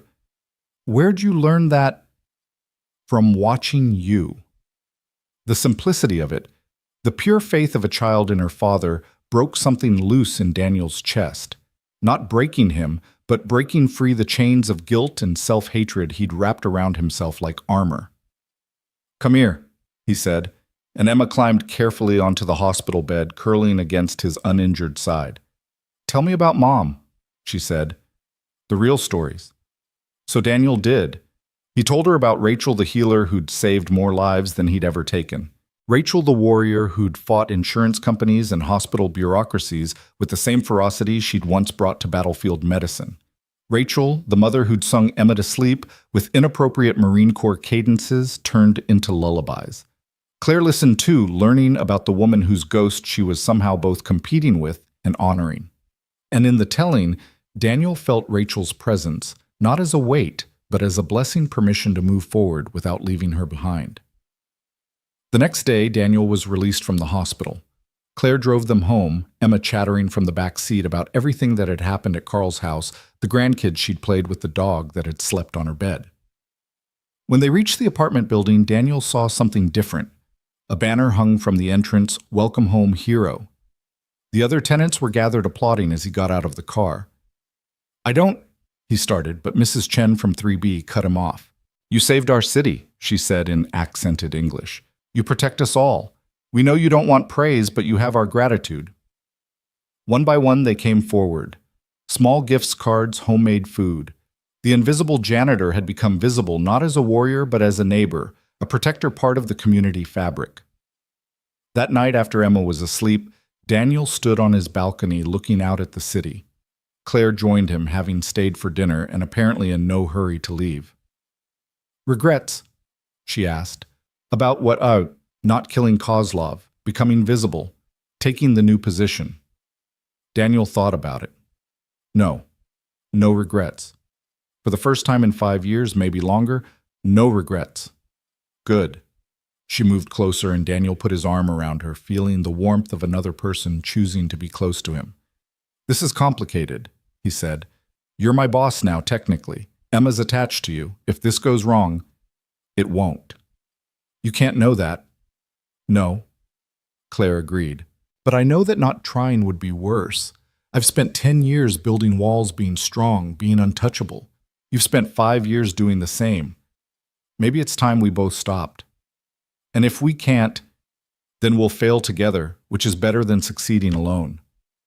Daniel turned to face her, fully seeing in her eyes the same mix of hope and fear he felt. Two damaged people standing on a balcony choosing to believe healing was possible. "Rachel would have liked you," he said. "You think..." "Yeah, she had a thing for stubborn people who thought they could save the world." "Did she save yours?" "Every day. And then Emma saved it again. And now maybe it's my turn to save someone else's." Claire kissed him, then soft and careful, mindful of his injuries, but promising more when he healed. It wasn't fireworks or passion. It was something better, understanding acceptance, the decision to try.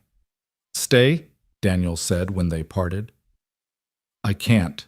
Not tonight. Emma would ask questions, and you need to heal, and we should do this right. Then tomorrow we start your new job. Both of them, actually.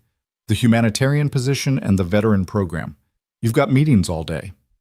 And tomorrow night we have dinner, all three of us, like a family figuring itself out." She left and Daniel went to check on Emma one more time. She was asleep, but she'd left something on her nightstand, a drawing of 3 figures holding hands. A man, a woman, and a child. Above them she'd drawn another figure with wings. Her mother watching over them, approving.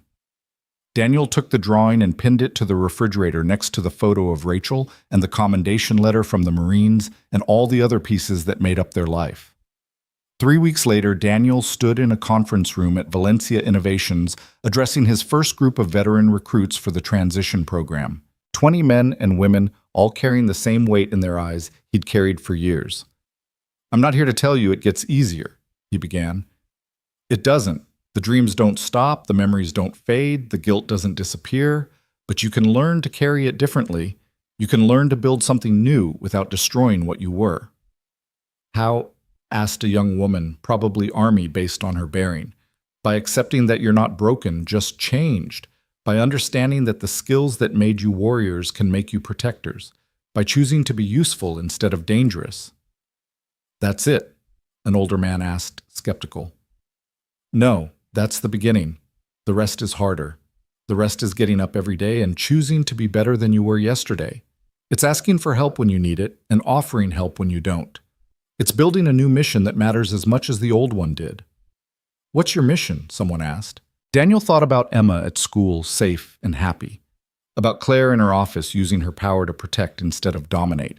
About Marcus in his wheelchair building digital shields instead of physical walls. About Carl and all the others who'd shown him that family wasn't just blood, but choice. My mission is to make sure my daughter grows up in a world where warriors can become guardians, where strength serves instead of conquers, where people like us can find peace without losing purpose. That's a hell of a mission, the young woman said. Yeah, Daniel agreed. But I've got help. And so do you starting now. He spent the rest of the day with them sharing techniques for managing PTSD resources, for employment strategies, for rebuilding identity after military service. It was exhausting, but fulfilling in a way combat had never been. That evening, he returned to his janitor duties, mopping the executive floor, while Claire worked late in her office. She looked up as he passed, smiled, and went back to her work. They'd had dinner every night for 3 weeks, the three of them building something careful and strong. Dad? Emma's voice came through his phone. She was at home with Margaret Carl's wife doing homework. Yeah, kiddo. Are you happy? The question caught him off guard. Why do you ask? You smile more now. Real smiles, not the fake ones you used to do. Yeah, Daniel said, realizing it was true. I'm happy. Or getting there. Good. Mom would want you to be happy. She'd want you to be doing your homework instead of calling me. Emma giggled. Math is hard. Life is hard. Math is just numbers. Dad. Yeah. I love you. Love you too, kiddo.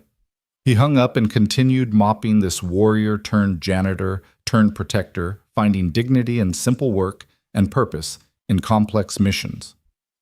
The past would always be there, Rachel's death, the lives he'd taken, the choices he'd made. But it no longer defined him. He was Daniel Briggs, father, protector, janitor, teacher. A man who'd learned that true strength wasn't about the ability to destroy, but the wisdom to build.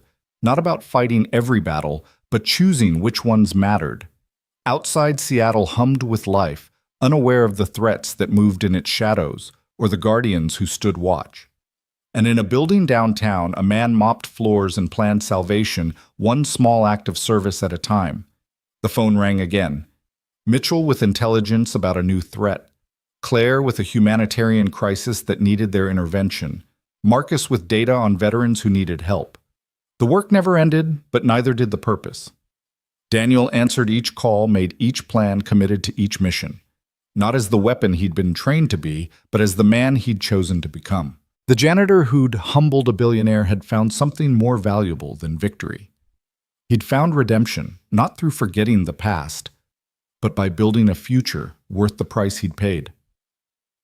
And somewhere in whatever came after this life, Rachel smiled and told their daughter stories about the man who'd loved them both, enough to change the world one cleaned floor and saved life at a time.